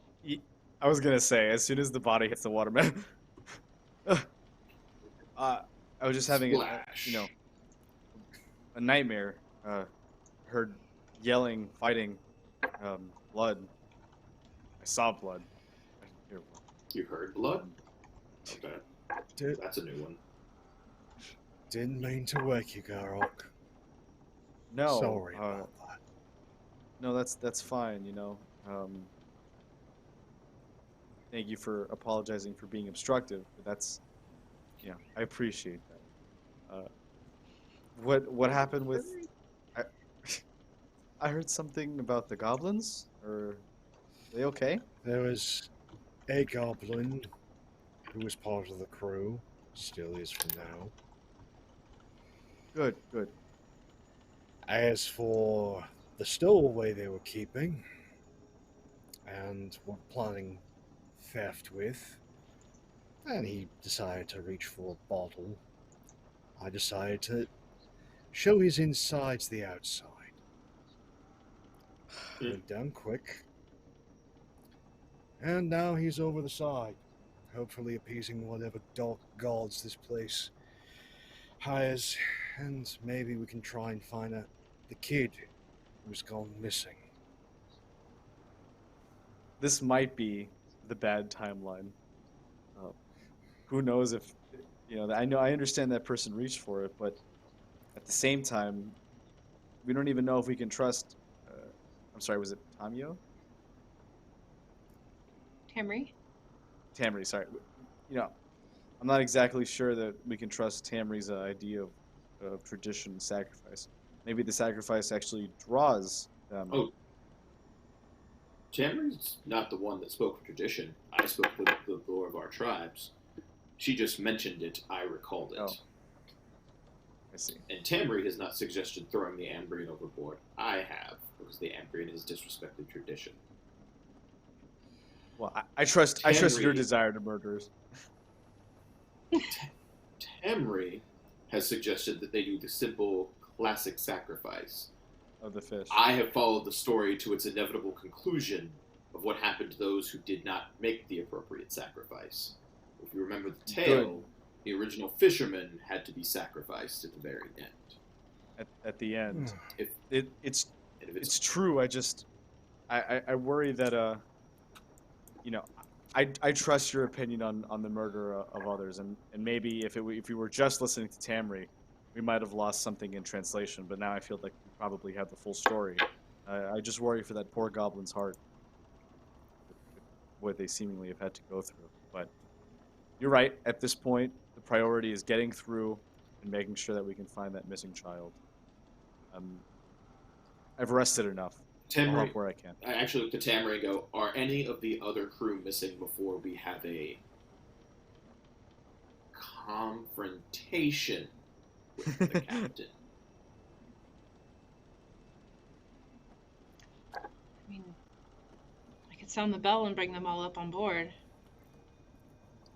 Up to you. I didn't know if you want to just quickly take a look through everyone to see who was and wasn't around.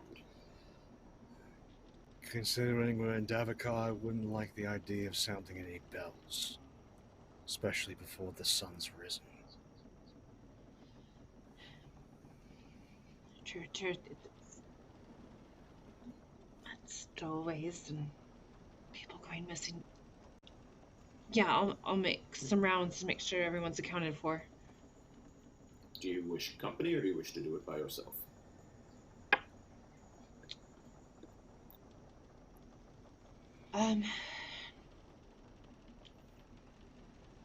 Yeah, it might be better to have a pair. Fair enough. I can go with you as I was awoken for this watch. Or you could take Nox, but I'm afraid if somebody gets out of the hammock too quickly, you might stab them. Yeah, I'll stay with Nox and make sure that we're safe, but I don't think there'll be any danger while I'm around Nox.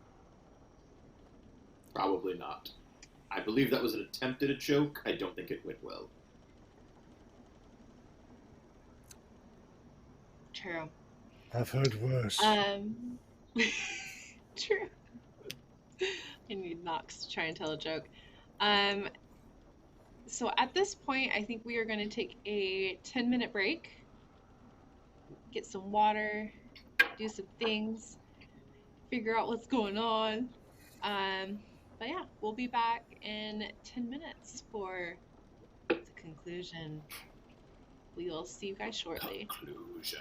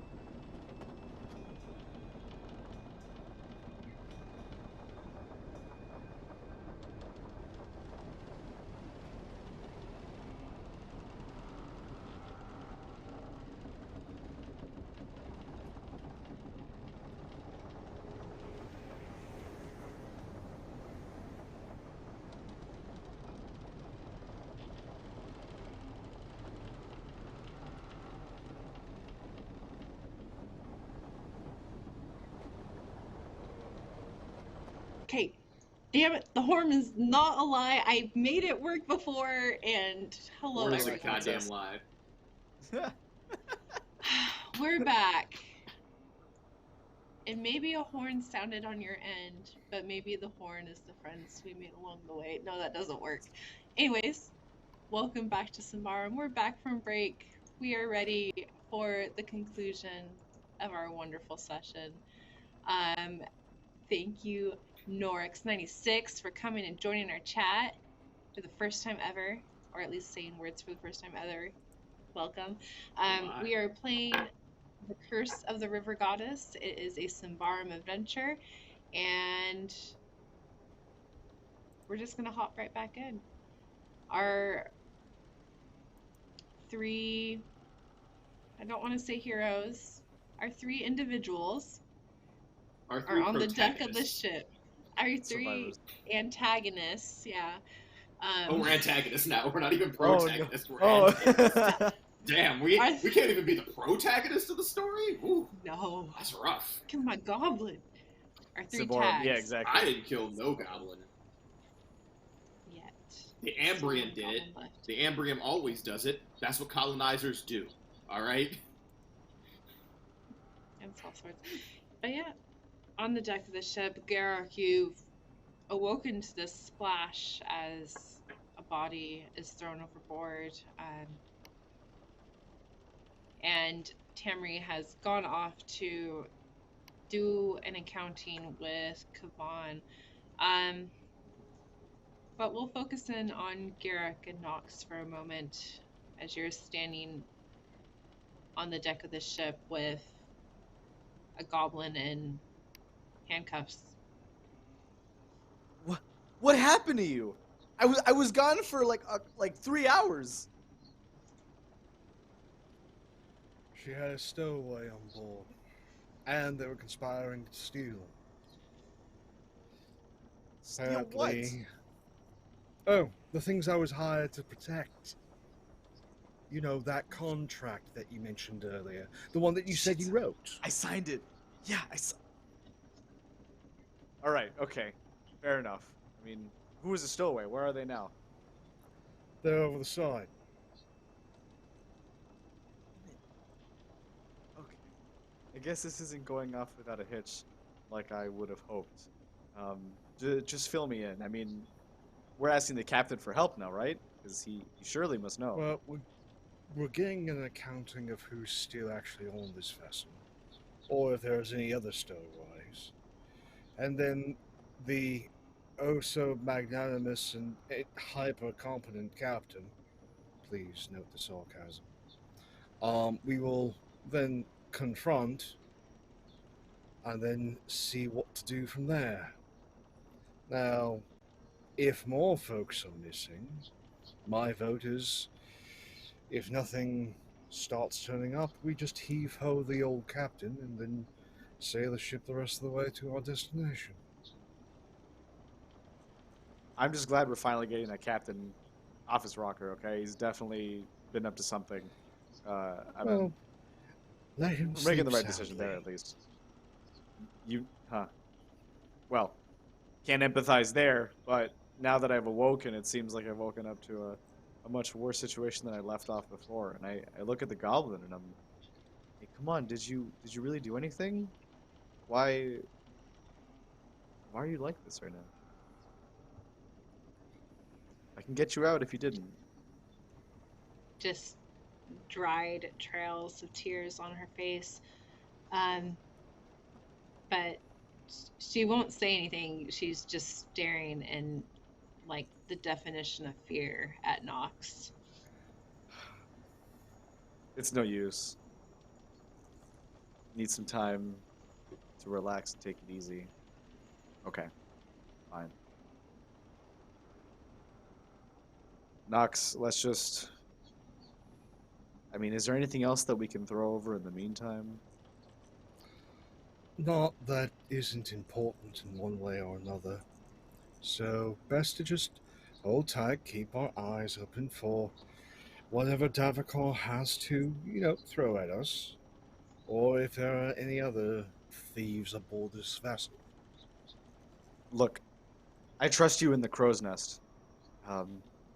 When everybody comes back out on the deck, I'm going to ask them to splay out right here in the center. If anything happens, you can leap upon anybody who tries to run. That's not how jumping and falling works, Garruk. That's not how any of this works at all. I work. There's up spare close. ropes up there. Just use it as a swing. I know you have ways around. If you're all that confident in how this all works, why don't you get in the crow's nest? Oh, there, okay. Garruk? All right. The crow armored Garruk. Okay. You know, if you want something done right, do it yourself. And I'm gonna hop on the crow's nest, and I'm gonna try and take a bird's eye view and get ready for. I mean, I have a bow, so it's not like I necessarily have to jump. So that's what I'm gonna do. You said it was a strength test, correct? Yes. Okay. It is a 9, and I have an 11 for strong. If there was no penalty. Yeah, no, you're able to get up. Nice. Okay. Well, it's good to see you from up here, but I'm awake now. You know, just if you get into some trouble, I'll be here to help. Finally. Shouting? I mean, only as much as Nox You would need to have hear to me. Garruk is shouting. He's shouting. Perfect. He's shouting I'm just in gonna. the night I'm just gonna. in Davokar because of course he is. No shouting. No, Garruk No wants us all to shouting. die. That's what he's saying. What? Garruk wants us all to die. Shut the fuck up, Nox. Come on, shut up. I'm gonna write a quick note, and just write my thoughts. Like I'm gonna write the word glare on a piece of paper and have it float. Are you tying the paper to anything, or are you just trying to throw a piece of paper? I break the arrowhead off a quick arrow and just drop like a heavy stick with feathers down. Very quick.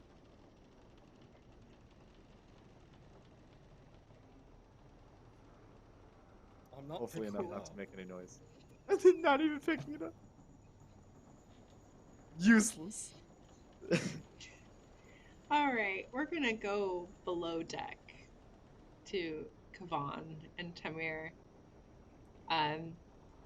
She is checking the hammocks, counting everyone, trying not to wake anyone up, but just also searching for where anyone could be.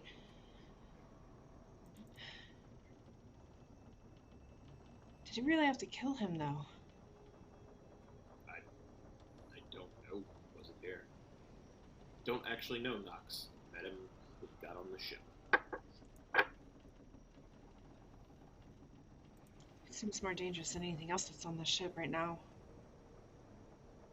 That's debatable.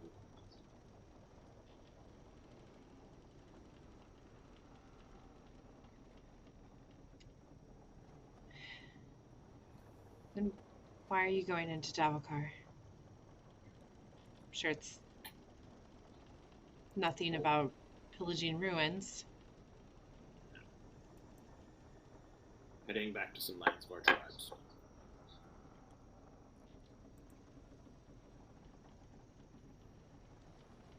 Some matters that must be attended to, some things left unresolved. Oh. If we make it there, good luck. Hopefully we won't need it. Hopefully we'll do what we need to get done and get out. Not exactly, no one has fond memories of Davokar. Kind of like subconsciously kind of like pulls the armor around his neck.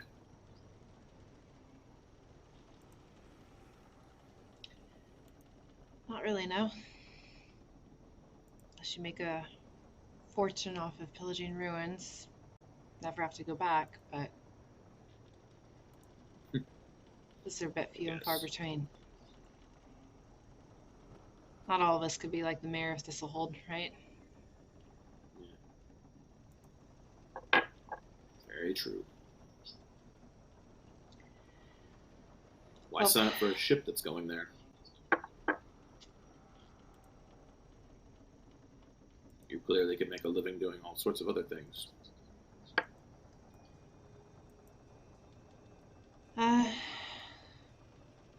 My family knew the captain's mom. The captain inherited the ship when she died.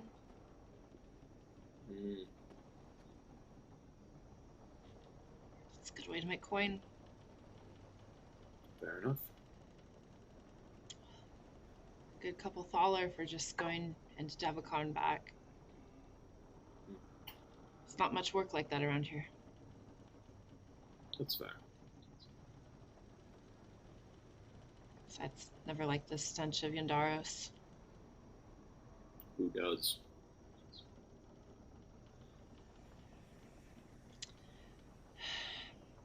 I don't know what they need, but as far as I can tell, besides Arlo and although everyone else is down here. But we already knew those two were missing. Well, that's good at least. I believe we have a confrontation then. Look, despite me thinking the captain's a bloody idiot, we can't just throw him overboard. I mean, we can, but there are alternatives to doing that. Let's just make sure that your friend Knox thinks of the alternatives first. Sure. We'll see how it goes. Yes, I'll throw Knox overboard before I throw the captain.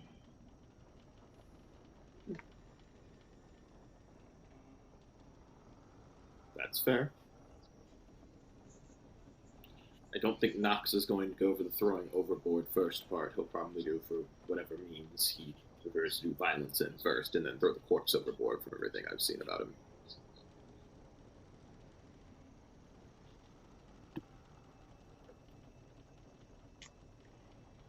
I suppose I can't count you on my side to help me throw him overboard, then.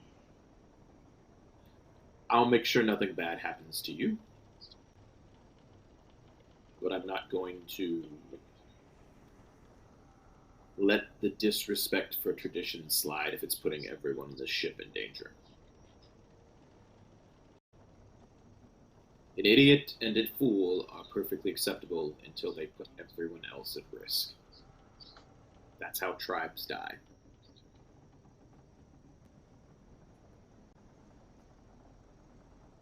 Yeah. Go back up, then. The captain has a simple way to fix the problem, in theory. Unless he's done something else to purposefully slight the river goddess.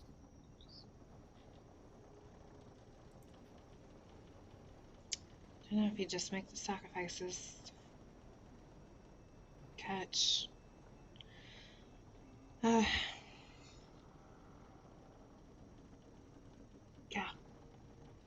Perhaps Arlo going missing is just... I don't know, I just hope we can get the boy and Barla back. Like the story, right? The sacrifices didn't bring the boy and no one back. Putting the fisherman in the river did.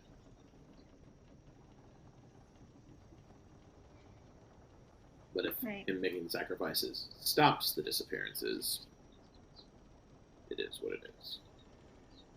I will say, if you suddenly go missing, he's going in the river.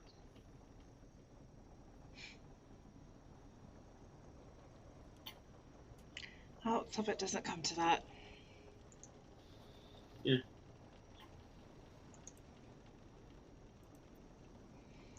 Garrick, what are you doing right now?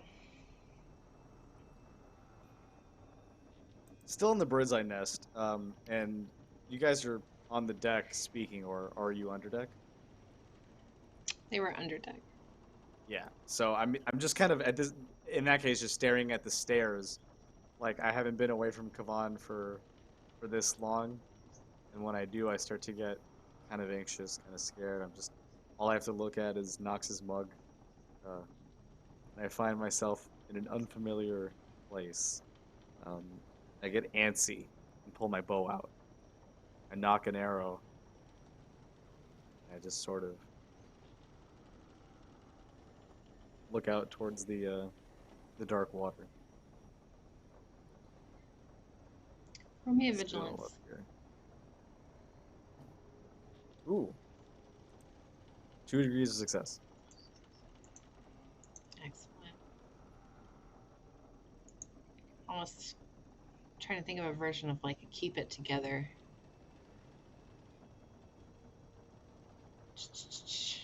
Roll a resolute Yeah. as well. Yeah. Ooh, Negative great. 2. 6 degrees of success. Perfect. You know, being away from Kavan, you find yourself just for the moment placing that pebble as part of that mosaic back in that cave. The tradition, the rite of passage, completing your tribal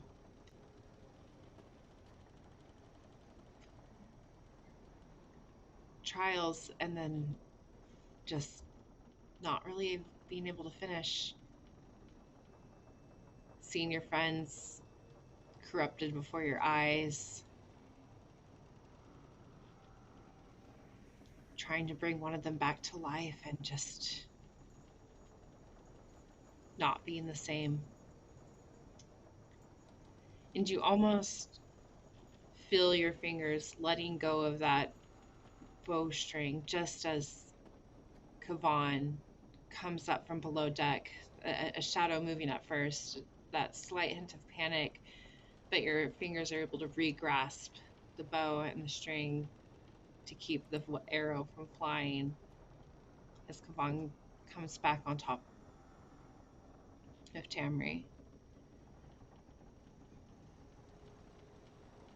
I take a deep sigh of relief. The memories of my fallen comrades flashing before my eyes. Realizing that at the end of the day, this is about rejoining the tribe. About finishing the trials that we failed to do that day. The deeper I go into Davokar, the more righteous I feel.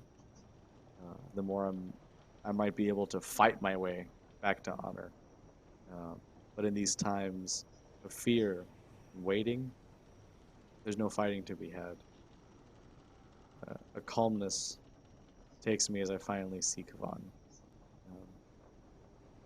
Trying to get their attention with hand signs and motions, gestures, but not screaming. It's like glare knocks a little more.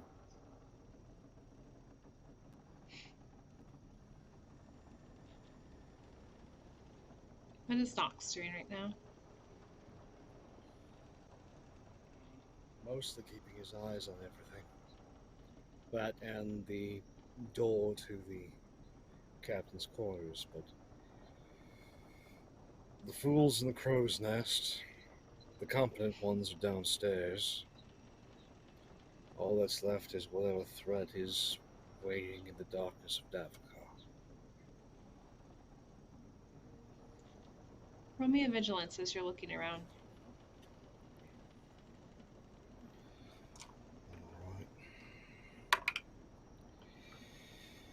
That is 1 degree success.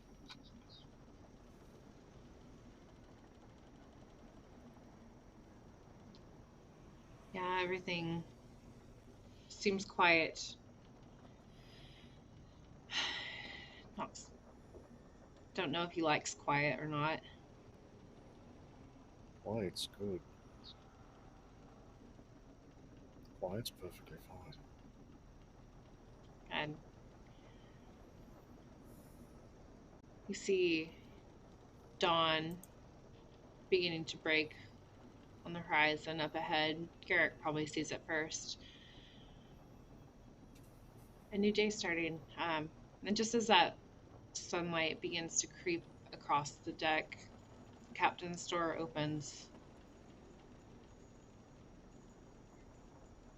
comes out, just stretching his arms above his head, greeting the day.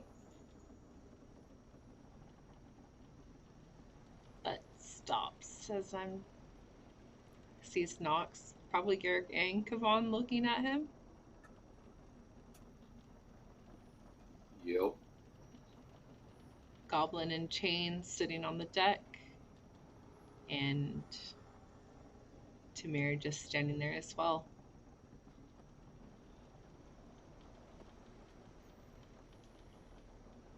Well, this is quite the welcoming party. Yep.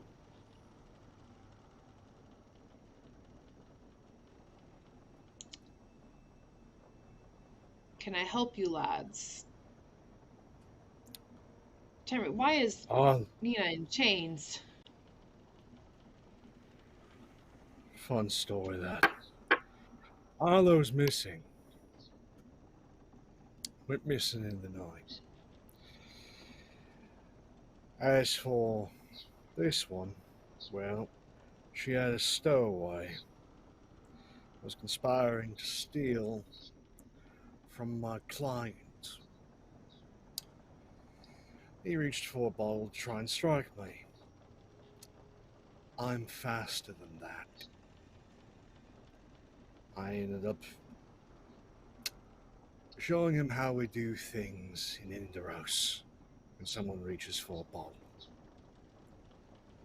And then hucked him over the side.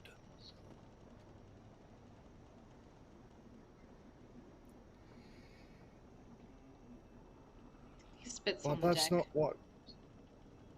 But that's not necessarily why we're all here, Captain.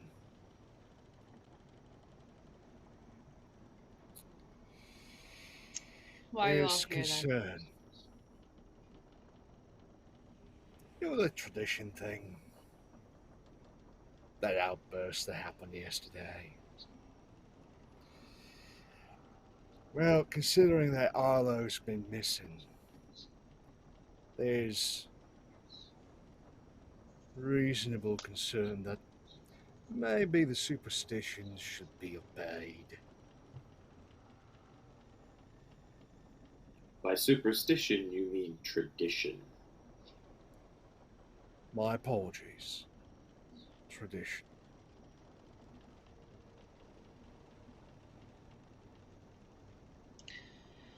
Sounds to me that you lot have been throwing shit overboard all night. There's This more shit we could throw. superstition is true, then you would stand to think that come the night again, no one should go missing, right?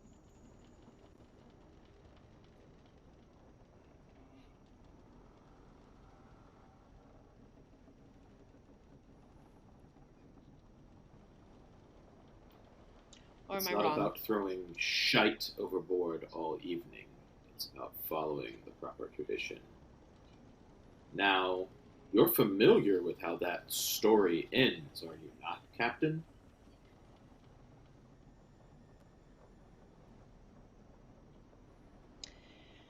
Yeah, I believe I've been told it a couple times. So, you're banking on the things we've already done will stop anyone from going missing. Correct? Right, because you guys are just all using myths and rumors. Not about to just let go of catch, throw stuff overboard for nothing. I doubt any of that will help.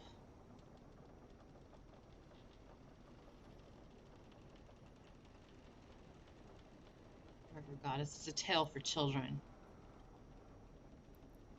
Lots of things are tales, that doesn't make them untrue. Yeah, I'm like facepalming from the crow's nest, but I'm not saying anything, trying to keep the position. Arrow is still not.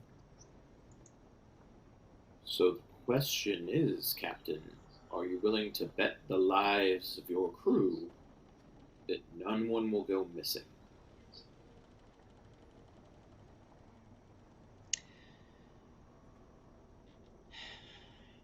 Well, clearly, looks up at Garrock with a drawn bow. Doesn't seem like I have much choice in the matter, do I? No hiding? You always have a choice. Your very compassionate crew doesn't want to go missing. And as you had someone else go missing last night, everyone is getting very tense.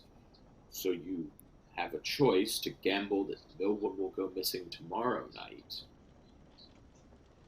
and that the compassion of your crew will uphold, or you can simply follow tradition. Now, keep in mind, if your crew keeps going missing, that compassion is going to get smaller and smaller, because eventually people will want to be returned. If you know the tale, the only way to get those that have been lost back is for you to be given up to the river. I assume you don't want that. I've already told your very compassionate crew, he'll turn to Tamri at this point in time and be like, that as long as they are helping you follow tradition, there shouldn't be an issue. But if they start going missing, I will do what it takes to get them back.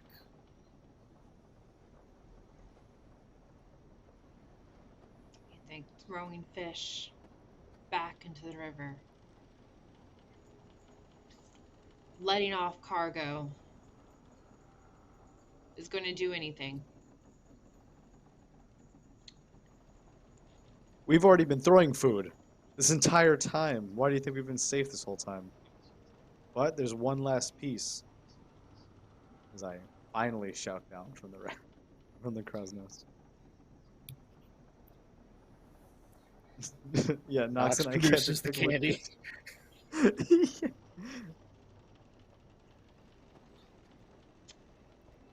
Empty cups of captain wine. walks over to some bundles that are on deck.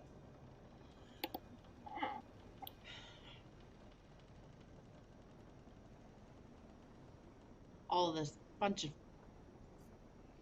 superstition. Y'all are idiots. He just grabs the bag, throws it into the river. None of this is going to do anything. Grabs another bag, just hoists it into the river.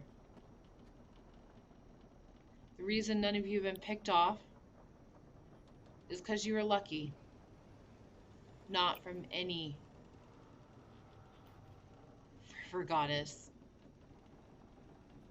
Davokar will take whatever it wants. Wrong. He's like so angry at this point. He hops on one foot, pulls off his boot, and tosses that in the river as well.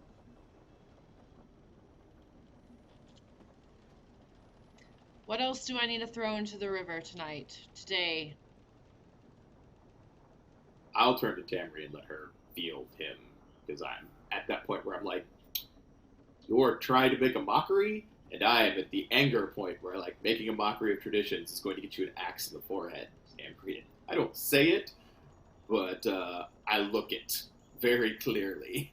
Starting to get to that point too. I'm sure that Garak and Kavan are on the edge here. Feeling the temperature rise of Kavan and seeing the captain get all huffy, Nox is going to do a time-honored tradition among sellswords. He is going to back the hell up and make sure that there is a clear runway should Kavan need to unleash some emotion with the captain and be completely clear of that path.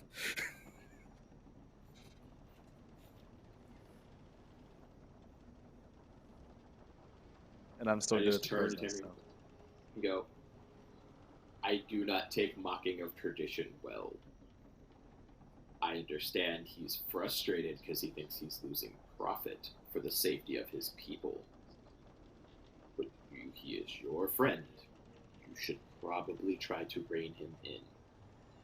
I'm not going to throw him overboard, nor will I kill him, but I will bloody his nose.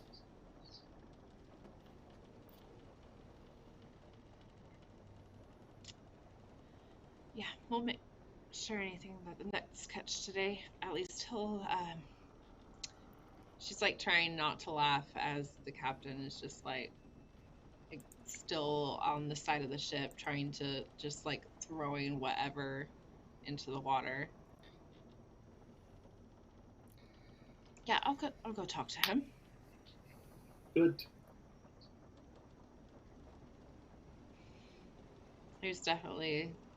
He's like stomping one boot, one just kind of wholly socked foot back to the, I guess, to the tiller, because Arla's not there. She follows him, hushed, angry, whispering. She tries to calm him down, but yeah. Why does it seem like Kavan finds something to break that's not the captain's face. So, like, you know, if you threw, like, part of a crate overboard, like, he just takes his bare hand and just kind of snaps the crate, and then snaps more pieces of the crate. Like, this is not your bones right now. This is not your bones right now. This is not your bones right now.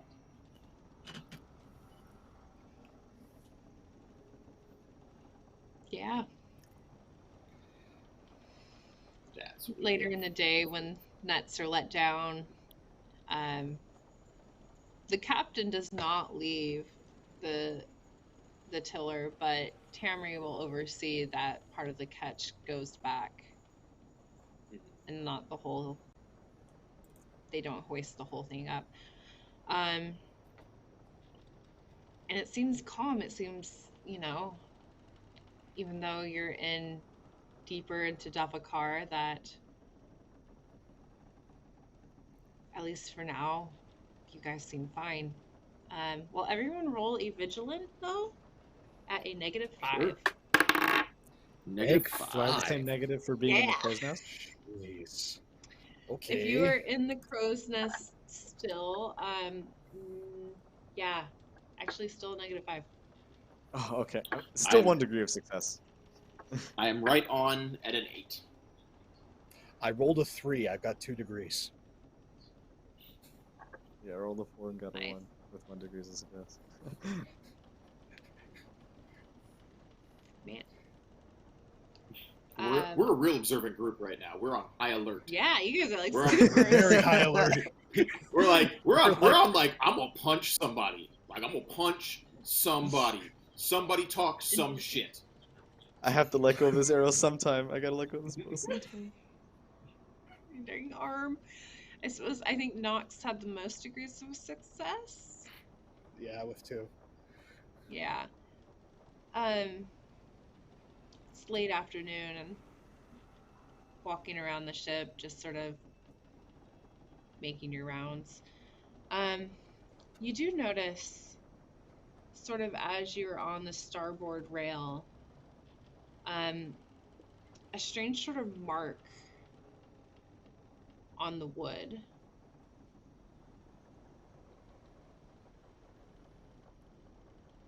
Do you have monster lore? Oh no. Monsters Nox mostly faces are people. Likewise. Give me a cunning test. Okay. Okay, that's with no penalties. That would be 4 degrees. So that was a 5 under a 9. No, just the mark seems out of place. You know, as a sellsword, you're supposed to look for things that don't make sense. This doesn't look like just, you know, the normal wear and tear on a boat. There's something off about this.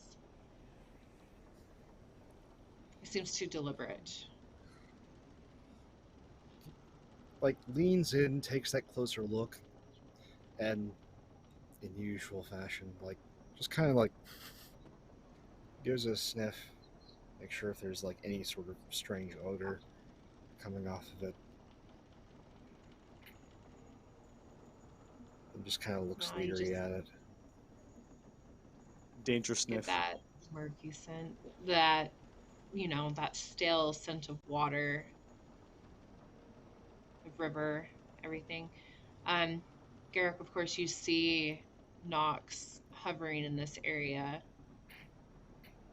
acting changed, and Kavan, you were successful as well, right?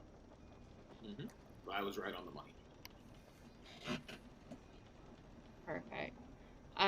Garrick, do you say anything to Nox from the crow's nest, or do you come down at all? Nox, you should be careful, all right? I mean, I see you trying to sniff over there, but we don't really know what it is yet.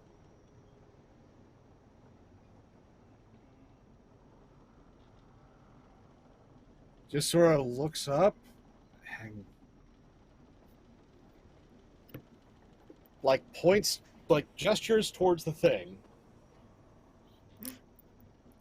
And Do you have monster lore? Garrick? shrugs. Definitely. No. Kavan, monster lore? Oh no, I've got the outdoorsy thing, but no monster lore. Yeah. Perfect. Both of you give me a cunning test then. Right on the money. 10 for 10. 2 degrees of success, if it was for me. Garrick, it's... You know that it wasn't made from, like, a rock, not from a branch hitting the ship.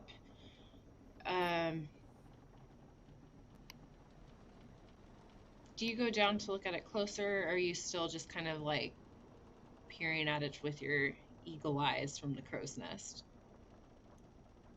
I'm still wary of it. I'm actually gonna shoot an arrow at it, and quickly knock another one. Roll me. Do you shoot with your quick? It's I believe it's your- actually accurate for the bow. Yes, with your accurate. Thank you. Can you roll me an accurate? All right, Don't and that fail. is 7 degrees of success. I'm not gonna hit Nox sniffing. I promise. Okay. I'm so close. No nose knocks. No nose knocks. That's the new name. Just take the nose clean off. Don't knock. No nose knocks. And thanks for the raid, Alex the DM 89. Fantastic. No, the arrow embeds into the railing of the ship. Right on the mark. Nothing. It You don't take off explodes. Nox's nose. Okay, at least no nose was taken off. I just had to figure out if it Unless would you know. wanted to, but No. Not looking to start PvP at this point. no? Okay. Just making sure. No, Nox, and even just standing right there, it's just, there's that thunk of arrow embedding in wood. And that's it. Makes the mark a little bit harder to read and look at, because now there's an arrow jutting out of it, but...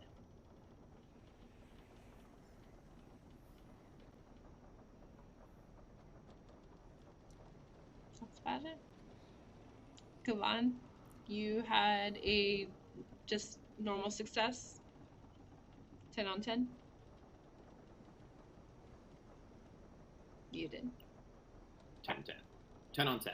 Mm-hmm. Perfect.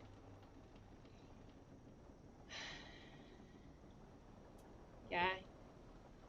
Again, harder to see now that there's an arrow in it, but it makes you feel uneasy. It looks like a something. Does it look like something would track by, or does it look like something left as it like passed through an area? Because I do have like the woodland thing you get for being a Yeah. barbarian. That is true. You do have bushcraft. Yes, bushcraft. Thank you. I could not remember its name all of a sudden. It fell out of my head, and I did not. No, I mean, so with your tracking, you've seen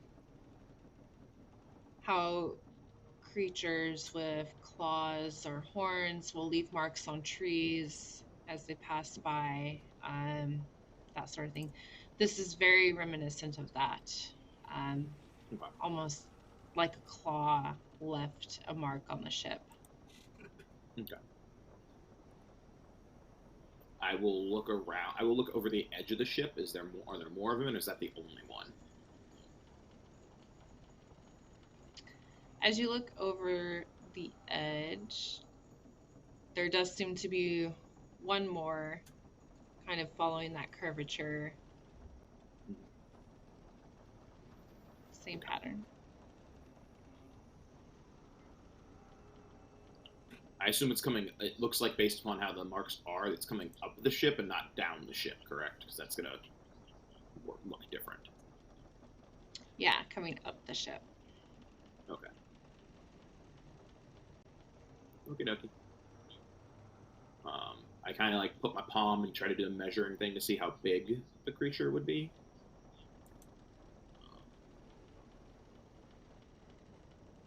But yeah, outside of that, I mean, it's time to keep an open eye, especially around that area, if that's where creatures are coming up. You said it's whereabout is it on our diagram of the ship? it's on the starboard rail. Closer to the crow's nest, or closer to like the tent? Or is Closer it like to the tent. Okay. I'd say it's closer to the tent, yeah. Okie dokie. Do I have a good shot? What are you shooting? No, from there he's wondering if he has a good shot if it's something comes up. Yeah. Oh, from the crow's nest? Yes. Yes. Because again, Okay, from the so- crow's nest you could see anything. Yeah. So if just wanted to make sure, if I do see anything unsightly, I will let loose. Alright. I let our actual person we like know, not the captain, because he's a dick, and I'm gonna punch him in his face if he gets smirky with me one more time. I feel it'll be face punch o'clock, and he won't like how that goes. I feel. Perfect. So I will let her know that something may have come up on the ship, which doesn't in any fashion exclude what has happened. So we just need to be wary of the monsters coming from the water, as she has pointed out already, and show her the claw marks if she asks to see them. She might have monster lore. We don't know. Yeah, I mean, she goes and looks at the claw marks.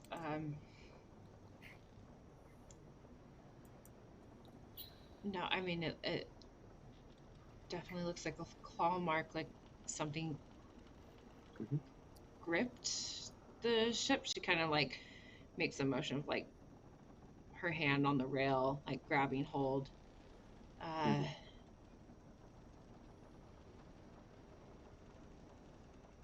I don't really know what it could be, though. That's fair. Perhaps we could ask the captain to pick up speed. Sure. Not a bad idea if you think he'll listen.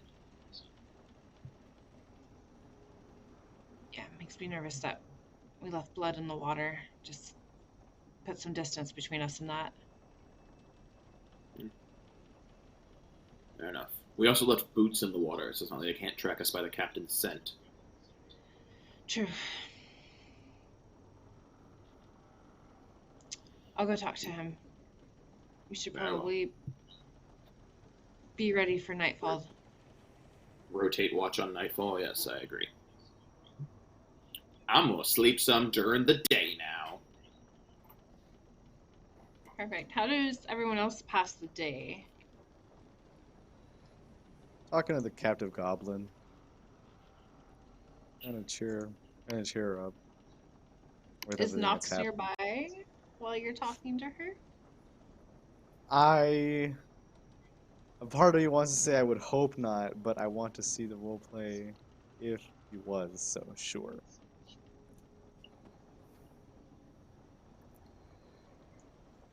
Yeah, I mean, she is terrified of Nox and is too afraid to talk unless Nox tells her that she can talk. Can you please? I'm trying to have a nice conversation with this woman, and she's just so scared of you. Thieves should be scared of me. Yeah, but not right now. Could you ease up for a second? And what do you hope to understand out of this conversation, Garrick?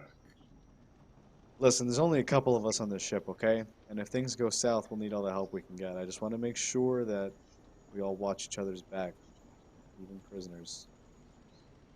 Which of course have their rights.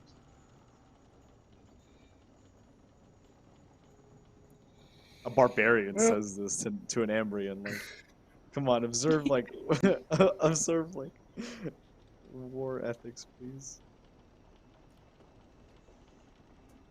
You did not read the Ambrian histories. Oh, I know what you Ambrians are So- capable of, but you, a roguish figure on this ship, deep going into Davokar, don't have such close ties to Ambria anyway. Right? What do you hope to help?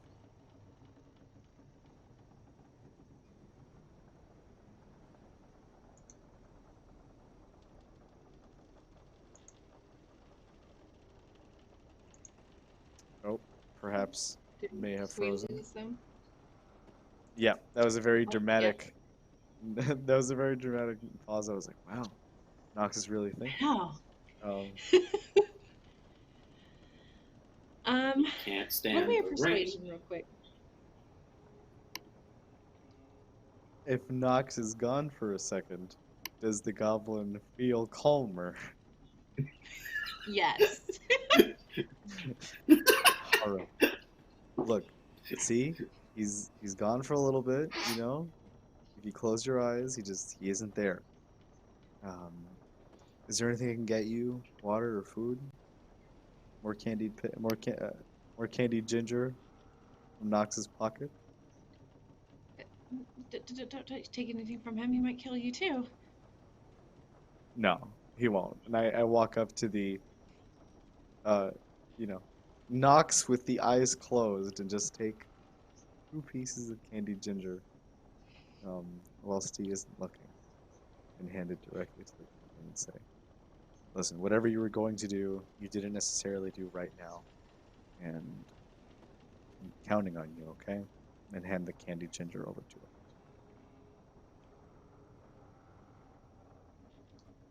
You're a barbarian, right? Right? Sure. I am. I mean, Ambrians don't like goblins. Ambrians don't like barbarians. So we could be friends. That would be quite a sight.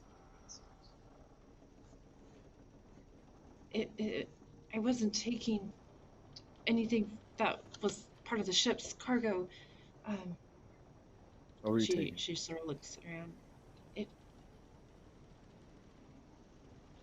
I don't think that Herasto, the scholar on board, is actually a scholar. He just stole stuff from ruins in Davokar. So you're saying the thievery goes back farther than you initially thought?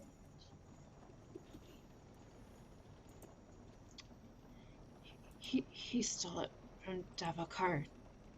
Not He was you. the thief. We You're were just going to transporting. I'm take going what he had. I'm going to attack the cuffs of this goblin, as I have decided that the thieving did not start with this one.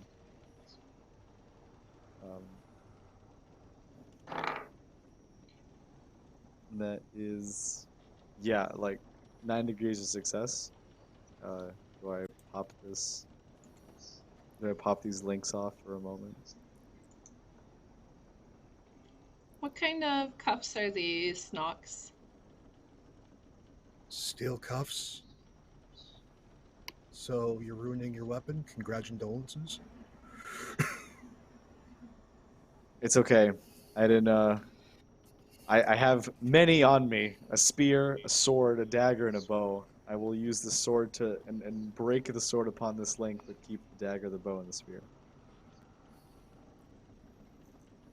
Yeah. So I will say that breaking chains is not like a clean cut thing that they show in the movies. Definitely not. There is a force being pulled upon those chains that are attached to this goblin's wrists. And so by cutting, hacking with brute strength, like this isn't something that the sword is not cutting the chain, it is just you applying pressure. Force. Yep. The goblin is also slammed into the deck from this force. So I'm gonna have you roll your sword damage. Oh no. Just from like the blunt trauma that this goblin is going to be taking, not from your sword, but from the force of which you have a 2 crashed into the deck. A 2 out of 8 total, or potential. Yeah. I mean, so, and did you warn the goblin you were doing this, or did you just kind of like pull out your sword and like? I didn't say it prior. That's what it sounds like it. Yeah. Yeah, I didn't say it prior, and I don't want to take that back now. But I did say I was going to free her, just not, she's like, great, bashed into the boat. Yeah. Yeah. So you pull out your sword on this poor goblin. Now they're terrified of you. Looking up from the deck of the ship, you could see just like blood pouring out of their nose from where it's been broken. Confusion, because they've also been knocked in the head. They're not certain if you're saving them or trying to kill them, but their hands are free as they kind of push themselves back. But then also the fact that they're on a boat and there's nowhere to go, so they can't really escape you. I see your continued lack of judgment is going to put us all in danger, even those that you swear to protect. I didn't literally kill somebody, so let's take. I was defending myself. Now, would you like me to defend myself again? Yeah. Oh my god. Defend. I'm gonna defend against your defense. The goblin's gonna run away if no one's paying attention. I handed the candy to the goblin. I'm definitely trying to keep her under my wing. Listen, this isn't about further violence. This is about getting ready for what's coming. No, this is about further violence because your incompetence is risking everyone. Now, either you are going to go below deck and stop being a bloody moron, or you can go over the edge. How about that? I don't think I'm backing down from this. I think we're just gonna fight it out here. Weird question. With all this yelling, am I awakened? Yes. What do I hear when I have awakened? Probably the start of Grok's comeback. Okay. So whatever he says next. This isn't about fighting. Calm yourself. Clearly, you're projecting. You could have just asked for the damn key, but no, you have to be a bloody idiot. Now go downstairs and keep safe. I'm still gonna be on the deck because I feel like I can protect more people on the deck. I'm just trying to. I said go pacify Nox. downstairs. Do you have a problem hearing as well? Why are you yelling? Because Exactly. he just decided to use his sword to knock the goblin bloody and break the damn chains, break his sword, and being a bloody moron. The yelling. We have worse The problems. yelling to is attend merited. You're to. being an idiot.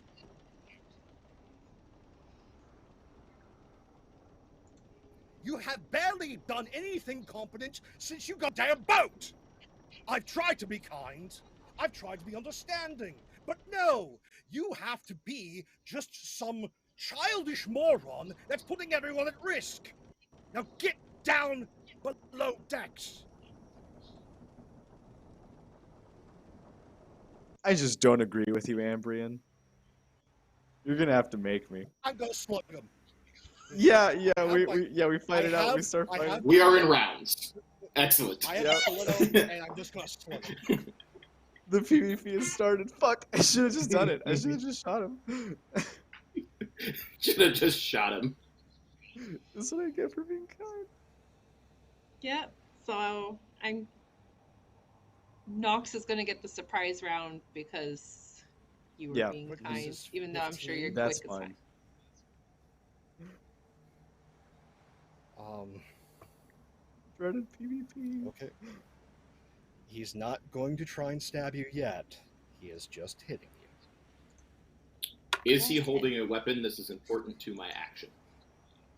He is holding two weapons, but he is not Very stabbing. good. He is I- punching. That's fine. So, what is your defense, as it were? Yeah, 11 with a shield. Only an 11. That would be, yeah. Yeah, it's Only low. 11 total. So that's only -1 to me. Mm-hmm. Okay. So that is, I'm technically a 17, -1, so 16. So 10 degrees of success to punch.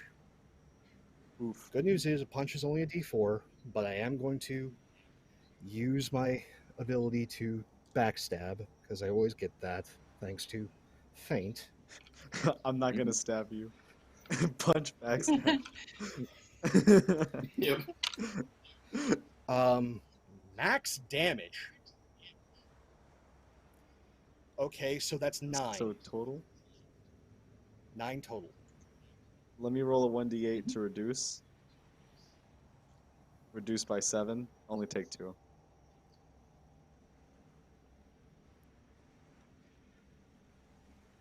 I said below Okay. decks. Listen, I'm staying up here. You're just gonna have to deal with it. You're not my enemy. But you also don't tell me where to go. Listen, do you see this armor? Do you see this shield? I meant to protect us. There's supposed to be You're not peace on this world. protecting Does us. anybody You're know where this putting us goblin in is? danger. Does anybody know where the goblin is? You're The goblin literally talking to me. Yeah. has ran below deck. Yeah, she scared it away.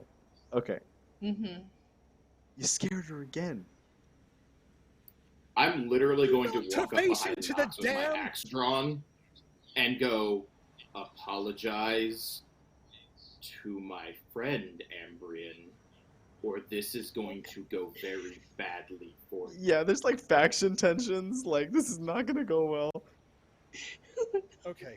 Him putting us all at risk is more okay than him going in below decks and being quiet. So You one time decided it's the to key. assault him, Ambrian. One time it's not asking for the key. The other time it's the danger. Pick your poison, So Nox. apologize for assaulting him.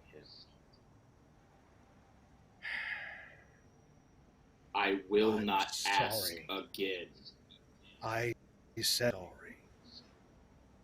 Me too. Now let's get back to what No, we were you're not. doing. Now just shut up and keep away from Oh me. my god. I'll be at the floor. Just leave him. We have to keep going.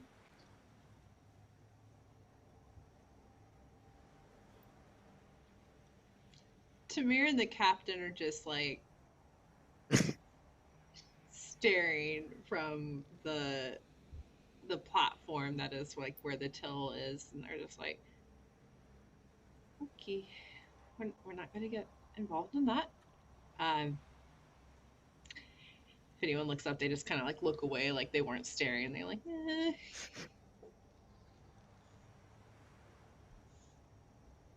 But Kavan, like Duroc, shocked. you both are just standing there. Thank you, Kavan. I appreciate the support always. Ambrians do what Ambrians will do. But are you rested at least? I mean, was that enough time? That is up to the storyteller. I don't know when you guys started your yelling Yeah. match. Yeah, exactly. Me neither. That's why I'm. I mean, being woken up from sleep, probably in a deep sleep, feel a little bit groggy, but at least, probably got hour or so in, hour and a half. Sure. Only Before you one start run sleeping. cycle. Yeah. No, eating and stuff. But as night begins to fall, who's gonna go talk to Nox and figure out the, watch schedule, or is everyone gonna stay awake? think I'm going to everybody's alternate thinking with Garrock because Nox has already assaulted him, and I do not trust to fall asleep without one of us awake. Okay, so we're on the same Like, page there. that is where happy I to am do at. so. I'm happy to go to take second watch, to give Kavan more time to sleep.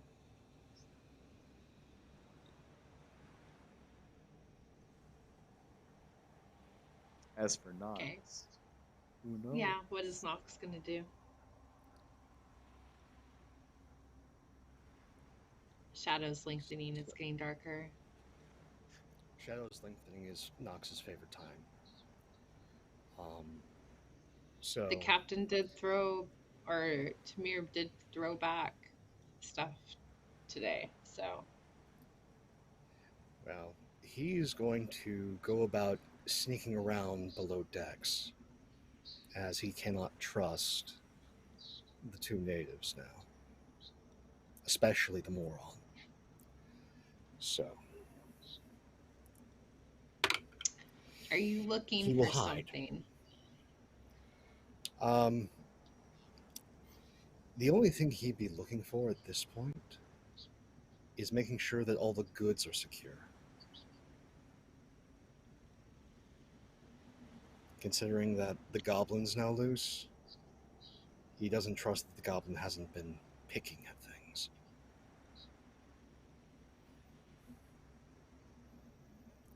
Give me a vigilant test.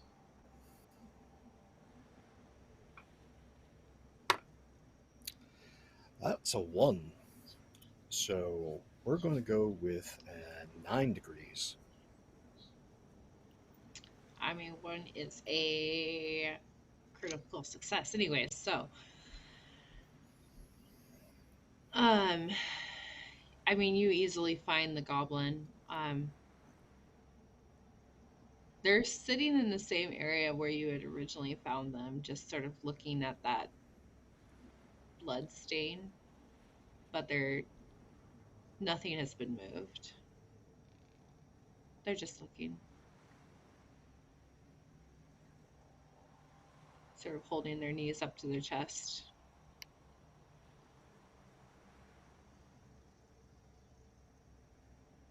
Oh, frozen.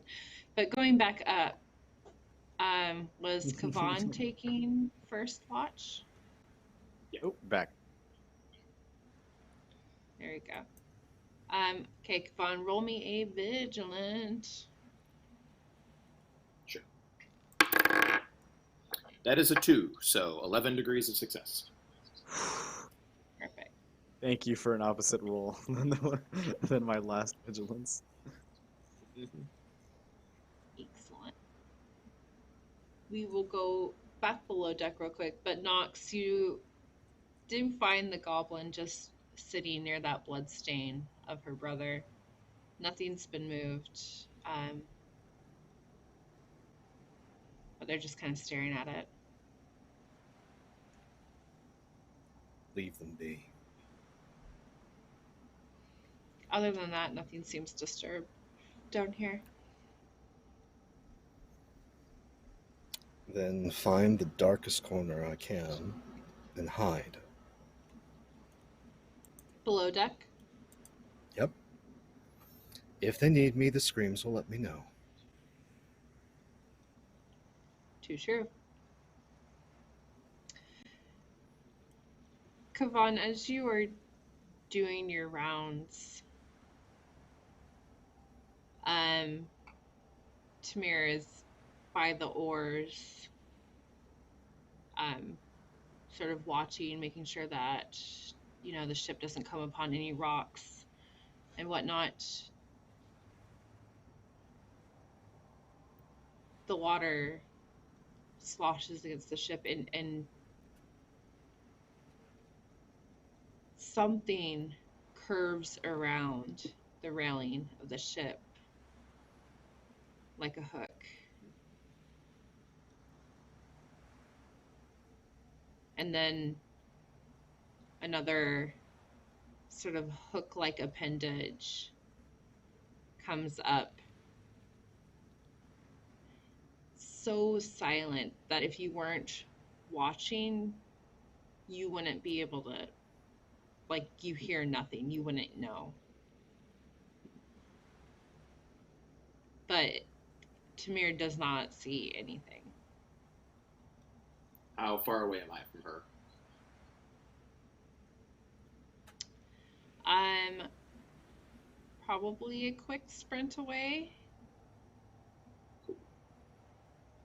So the thing about boarding a boat is there's an actual optimal time where you're kind of super vulnerable, which is you're pulling the upper half of your body over that railing. And at that moment, I am going to rage, tell her to get back, and bury my axe into whatever is coming over the side of the ship. Oh, finally, it's on. Roll your quick, real quick. Quick, real quick, quick, quick. 3 degrees of success. I rolled an 8. Perfect. All right. Yes, well, guess roll your axe, roll your rage. Let's go. I don't roll the rage, I just axe. You just roll rage. my strength Yeah. now. That is a 4, so 11 degrees of success unless I have advantage for its nasty positioning, because you can determine that as the DM. I did try to wait for the optimal time You did. where it was most vulnerable, but that is up to you. You do not get the advantage on this. And to All good. hit, let's see here. What is it? Stuff.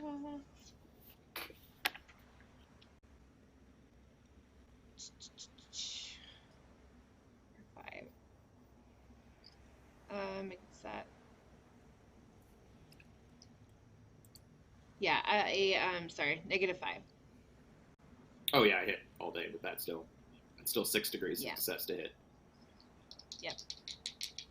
Perfect. Roll damage. It will take 12 damage.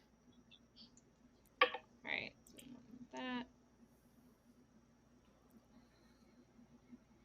Cool. You just hear like this loud like cry of, it almost sounds like shells grinding against shell. It's like this screeching, sort of discordant, sending chills up your spine, and this will definitely wake up Garrock as you are able to embed your axe into this, like, with this crunching sound. You don't cut all the way through. Sure. But yeah. Do not meet its threshold, it sounds like, either at 12. Just saying. Yeah. All good. Do you have another attack, or is that all your action? Nope, I only get the one, unless I'm missing something. Cool. No, it's just big bad one attack. There we go. Excellent. So this thing, the other arm that was up in the air will now come down at you. Sure. Just Sounds good. towards the center of your back. So roll your defense. My defense is crap because I'm raging. So what's the negative on it? I will let you know if it's a 1 or not. Because my defense is all of a 5 right now. Yeah, so I have to roll a 1. Which I will not do, which is totally fine. So what damage am I trying to mitigate? This claw that is trying to hook into your back. So that will be a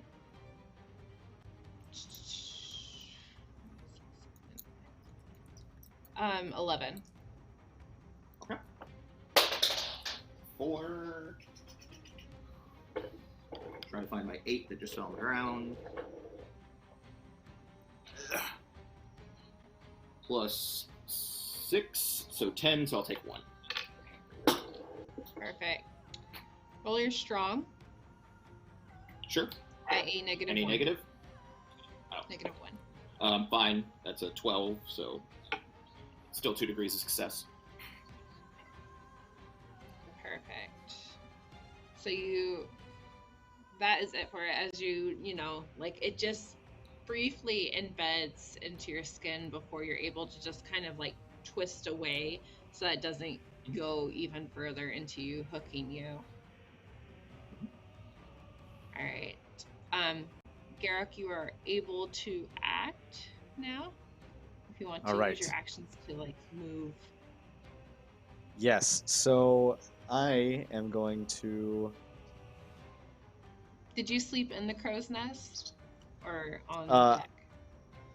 So I was on deck, staying on deck, kind of planning my ground as a result of my earlier conflict with Nox. Okay. No, I will not leave the deck. So I'm just going to move into melee with my spear, not using the shield, and then I'm going to attack. But I can attack twice if my enemy does not have a long weapon. It does have a long weapon. It's armed free. Rat. But we are now flanking. Hooray! The flanking. Okay, so at least a +2.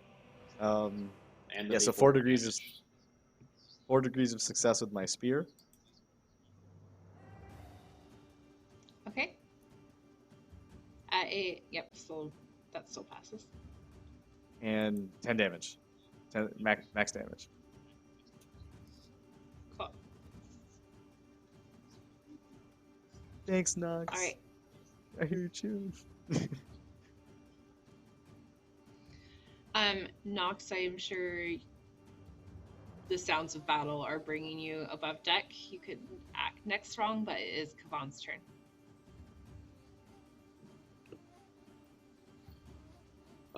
Last verse, same as the first. So a 9, and I get +2 more, so that's 17. So 6, 7, 8 degrees of success. Okay. So I can do math. Okay. Roll your damage. 4, 4, and 7, so 15. 16, because it's a +1 for the double-handed axe. Perfect. 16 minus this. Wailing on it. You do meet its pain threshold. I'm gonna do it again. Because another attack sounds great. That time I rolled a 6, and the +2 advantage still works, but the advantage bonus for flanking... No, that's just the backstab advantage only happens once a round. The flanking advantage, the advantage happens every turn. So, 11 degrees of success on that one. Cool. 17... 18, 22. I am 1 away from max damage. Wow. Ridiculous. So I mean, you would meet think its we've done, pain like- threshold again. I don't think I The get, do I get to combo. keep attacking. No, I don't think you do. Does that You work? just get the No, one. you But just get the holy one. smokes. Yeah. Can How I is this thing still effectively alive? move? Can I effectively move my future wife out of the way if she's still around as a cool action for meeting the pain Yes. threshold again? Sweet. Yes. All right. You scared cat. She will move away. All right. But it's not running. It looks like she's probably going to go try and get a weapon as well. Sure. Because that is your future I would wife. expect nothing less, but because I wouldn't want my future wife to run. She puts the gun in the handbag and starts busting shots. Perfect. And since you were the only creature that is really close enough right now, besides Garok, I am Again, clearly that the target with all the poke- damage I just did. I have no fashion believe I'm not the target. You are Yeah. a dire threat. yeah, Mm-hmm. you need to go bye. Go ahead and Sure. roll your defense again at -5. That is not a 1. Let's roll that resistant damage because I have to roll a 1 to not get hit. It's the downside of being a crazy barbarian berserker. Yes. I will negate 9 points of damage that time if it's another 11, so I'll take 2. Jeez. Perfect. Roll a strong Sure. at a -1. -1, that's a 9, so I'm good by 5 degrees of success at a -1. Perfect. And roll. Sorry, one more damage because the other one will come as you see like this huge, almost lobster-like creature coming up out of the water with these large. Do I roll defense again or no? mandibles. Yeah, roll your defense one more time. Okay. See if you get a 1. Nope, I got a 2. Close. So close. Because I assume it's -5 both Yeah. times. -5 Yeah. both times, I assume. Yeah. 5. I will negate 8 points of the second attack, so I don't know how much that second attack deals. 11 again, or a different amount? Mm-hmm. And roll your strong one more time. Sure. I rolled a 3, so I'm good. You do feel as though like you're digging your heels into the ship, but it is trying to pull you overboard, Legit. Super legit. and it's successfully pulling. Yep. Garok.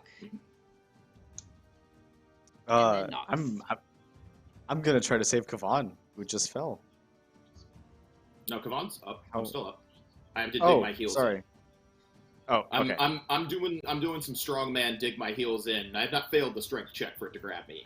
it's like pulling Gotcha. me closer every time, and I'm like, excellent. I Please pull look me at Kavan and closer. say, I got the next one. I'm gonna take out my. Thinking what to use here. I'm gonna take out my dagger and equip the shield, and I'm going to try and attack with that instead of the spear. It'll be less damage, but perhaps I'll be able to knock down with the shield bash. There you go. Get it. Roll it. So 2 degrees of success. Does that work? Only 2? Yeah, only 2. No. I'm just gonna try to. Okay, so I Keep mean, in mind you have that plus unsuc- 2. No, you're good. oh, with the 2. Keep in mind your plus No, 2 I for had. flanking. It's for flanking. I hadn't added it. Does that assist with 4 degrees? Does 4 degrees of success make it? Yeah. Need it. Yes. Okay. Always All remember right. your flanking bonuses. Yeah. Okay. Already rolled the damage. 4 damage on the dagger, and I'm going to try and do a shield bash as well. Let's see if this works. So that's a strong.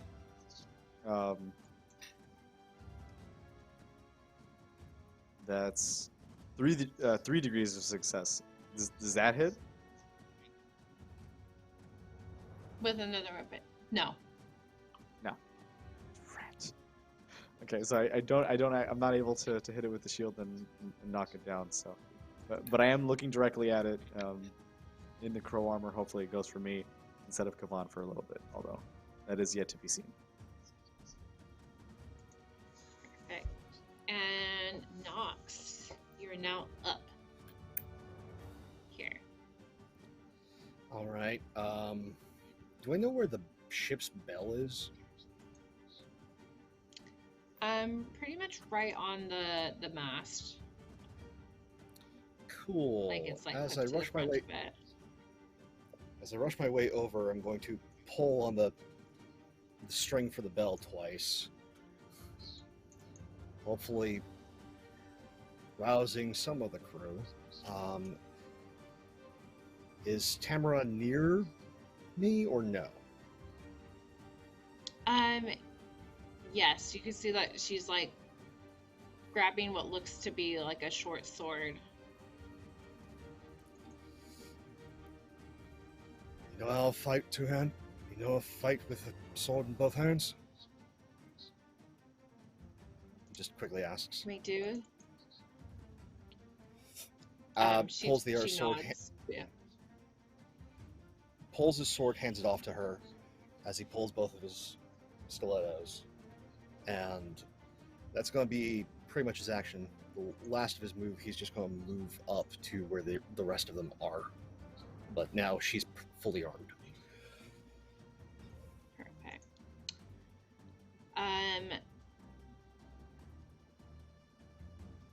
That will be then Paul's turn. Sorry, I had to think real quick. Sweet. 7 degrees of success. All right.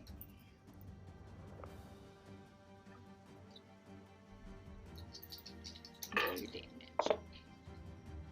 9, 12, 15, 16.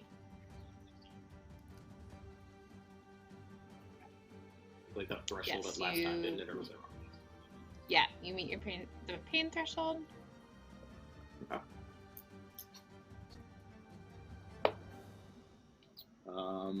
5 degrees of success that time.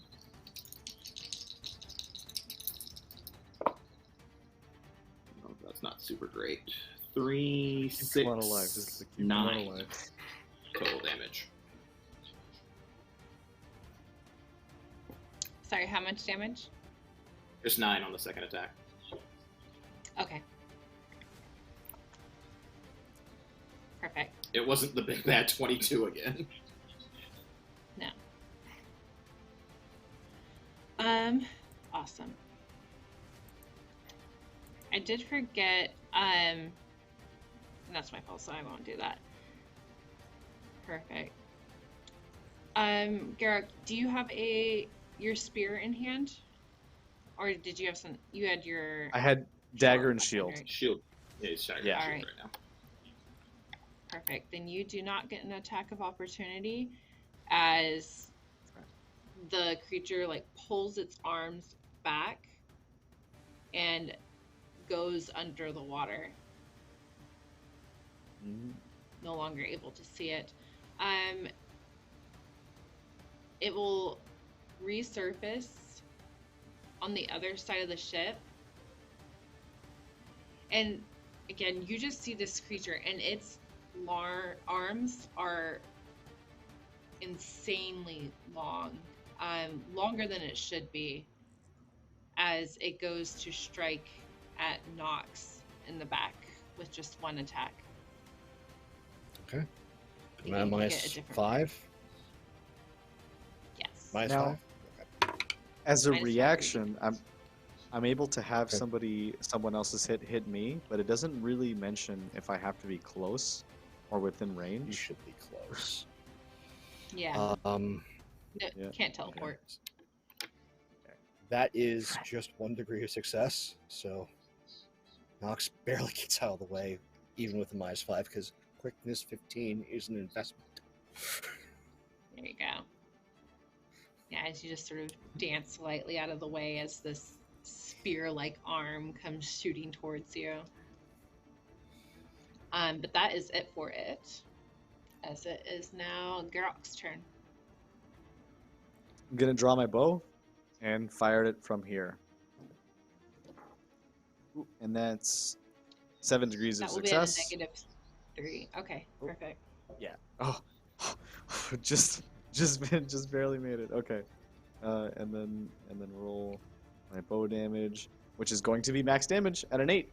I'm gonna strike it at one of its long arm tendons. Hopefully, cause it quite a bit of pain. Has to be some big muscles to keep that thing moving. Yeah. Do not meet its pain threshold, but you do hear again that scream that sounds like shells grinding against shell, and that crunch as the arrow embeds into this like crustacean-like armor. Perfect. And then it will be Nox's turn. I'm just stunned at this creature's speed and that it, for some reason, has not died due to Kavan. I am going to attempt to try and deal this thing some form of damage. Striking twice with each striking twice out. That first attack will just hit thanks to having advantage. So that'll be, even with the -5 penalty, that'll be 1 degree of success. And then let's check for the second one. Much better. That is a total of 7 degrees. So Nice. first strike will do 7. Okay. Second strike does 4.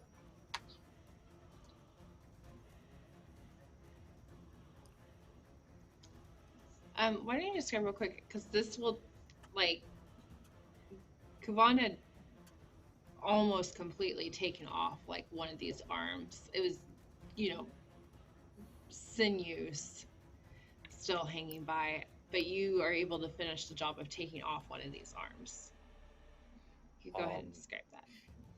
Seeing the rent that Kavan had dug into this thing, it's I think with this, it's just almost like a scissor cut, like he switches hands, so from going normal defensive stance to underhand, just brings them both around and cuts, bringing both blades through that last bit of sinew. And is trying to now take a defensive stance because it doesn't look like it's leaving.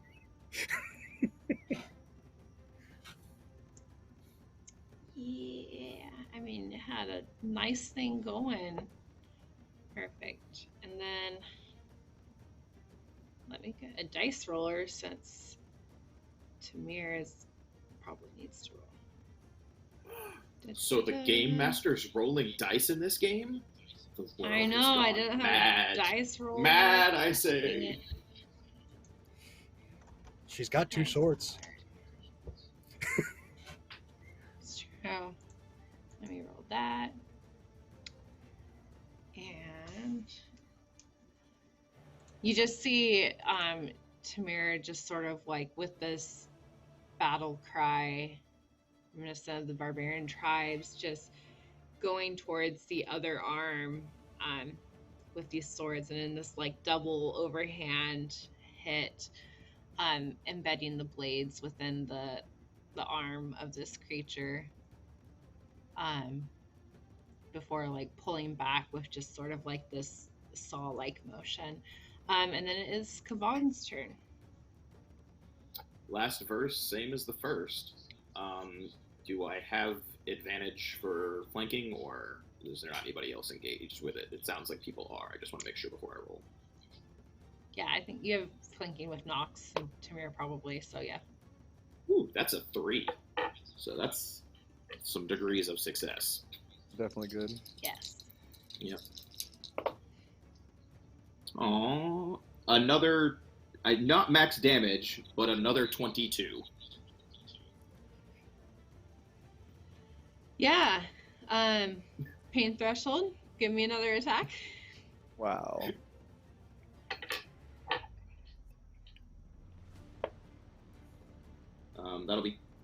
That'll definitely hit because it's a 10. So not as good as the last one, but it hits. Still damage. It is 5, 10, 14, 15. Good. Just again. I'm going to let Garrock have one more attack, but it looks like it is trying to like recede away. I'm gonna shoot it again with the bow since I'm so far. And that's 6 degrees of success. You said -4? -5, yeah. 3 for the bow, I believe. Yes. -3. Oh, it was 3 for the bow, sorry. Yes. Yeah, I don't believe that's still enough to hit it. So I don't think I actually hit it. Okay, it's moving Unfortunately. fast. You weren't able to quite like project where the arrow was supposed to go, and it just sort of embeds into the ship. The ship instead. All right, Nox. One last attack. Mm-hmm. It hits. Give me the damage.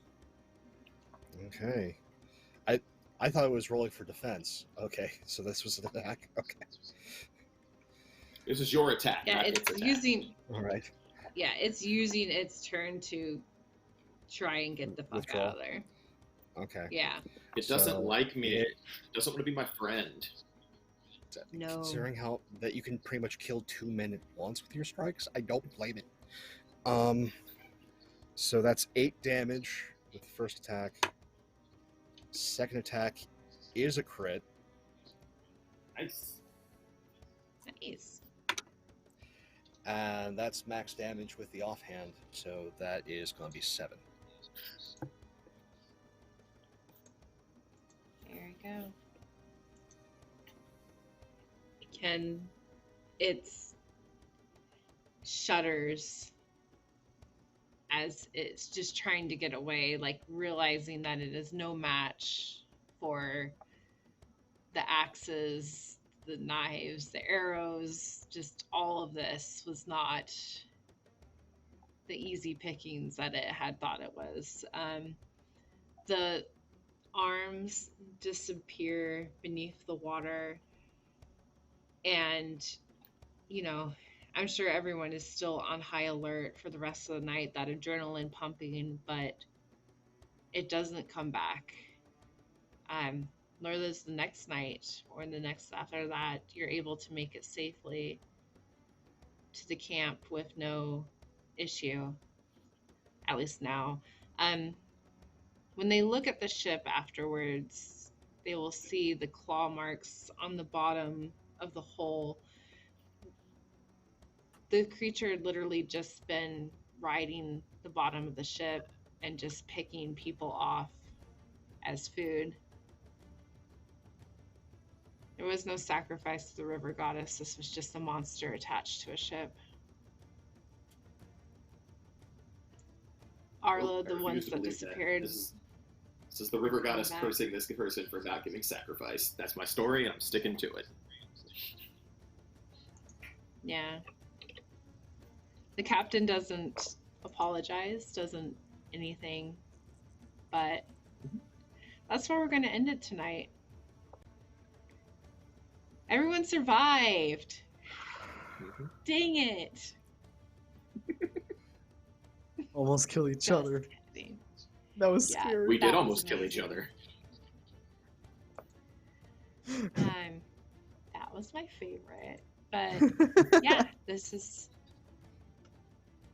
Just a simple river ride, right? Yeah. No, It's you like guys Disney. are just sort of It was all just like made Disney. for combat. So that just like worked out really well.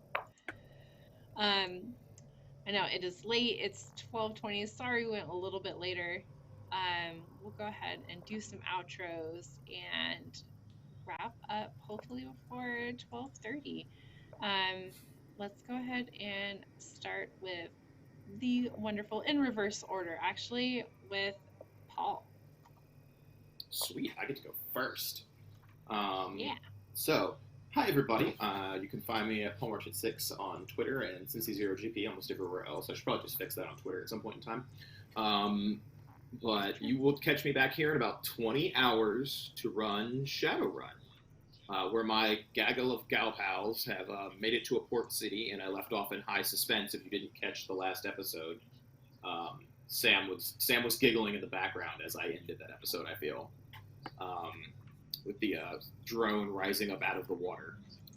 But it was good times for everybody. But my gal pals will be, the gal pals that they're running the game for will be trying to escape the drone that's out after them, as well as trying to get out of Aslan.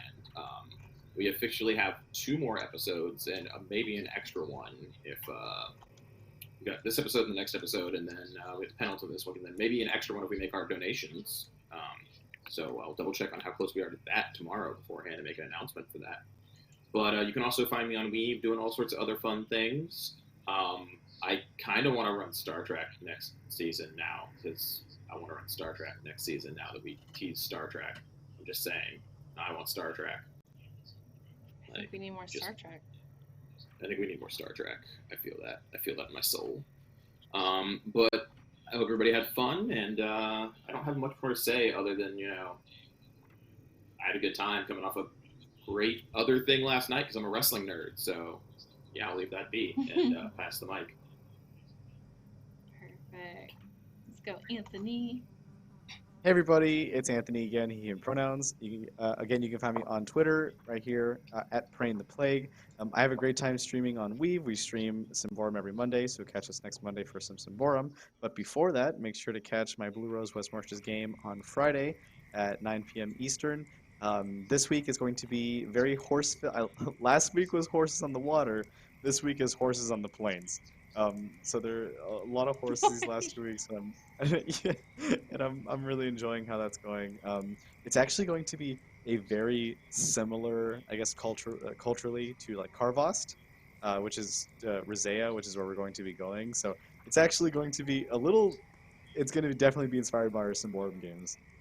That's given me a lot more inspiration in that regard the last couple weeks. So I'm really happy to run that on Friday.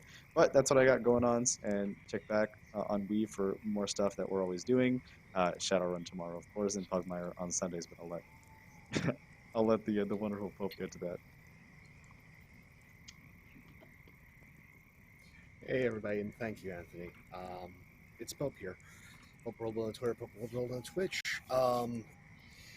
There's a number of places you can find me. Follow the Twitter if you're interested. Definitely join us on Sundays at 3 p.m. Eastern for the Good Doggos with Pugmire. We're wrapping up a sort of Fey subplot, so that is fine as our good dogs survived pumpkin spice free falls and spork oxes. But the important thing I want to bring to attention is this Wednesday. This Wednesday, Weave is doing an all-day charity fundraiser for Equality Texas. That is a charity for LGBTQ plus youth. And given how the world is going, it is very much needed. I know everything can seem like it's on fire, but when people come together to tell good stories and to do good works, it brings a little bit more light into the world.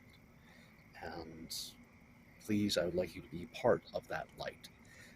Whether it is retweeting the different Go Live tweets, helping to promote, being there in chat, being supportive, or if you can, giving. All those ways definitely go out to help. Thank you all so much for being here. We're live on YouTube. A story is nothing without its audience, who are much part of this as we are. Thank you all so much. Take care of one another, and I hope to see you soon. Perfect. I hate following Pope. He does such a good outro. But I am Sam, ScribblingPenny on Twitter. I am community manager of Weave the Tale, so if you have a story you want to tell, just reach out to me, send me a DM, and we will get that going. But again, just to echo what Pope was saying about Wednesday, first stream is at 10 a.m. Last stream will probably end around 1 a.m. The following day, an all-day stream. We have a goal of 2K to raise money again for Equality Texas and for trans right advocacy groups. And again, even if you're not able to donate monetarily, just sharing those tweets and getting the word out there is just as helpful and just as important. So don't feel like there's nothing you can do, because there is always something that you are able to do and contribute, even in what may seem like the smallest way will also can be a huge difference. And you know, as a parent, as people that work with kids, just doing what we can to make sure that they grow up in a safe and inclusive and an equal world is super important. But take care of yourselves, get some sleep, and we will see you tomorrow for some amazing Shadowrun. So have a good night. I just gotta find the trailer button. There we go. In the ruins of Symbaroum, a dream site revealed a well, a cauldron, a sinkhole. Out of its depth a blightling came sidling, filth forged in flesh, cruelty carved in bone, a decoction of the world serpent's marrow. The blight beast ogled me hungrily, and in its burning eyes I saw the death of all.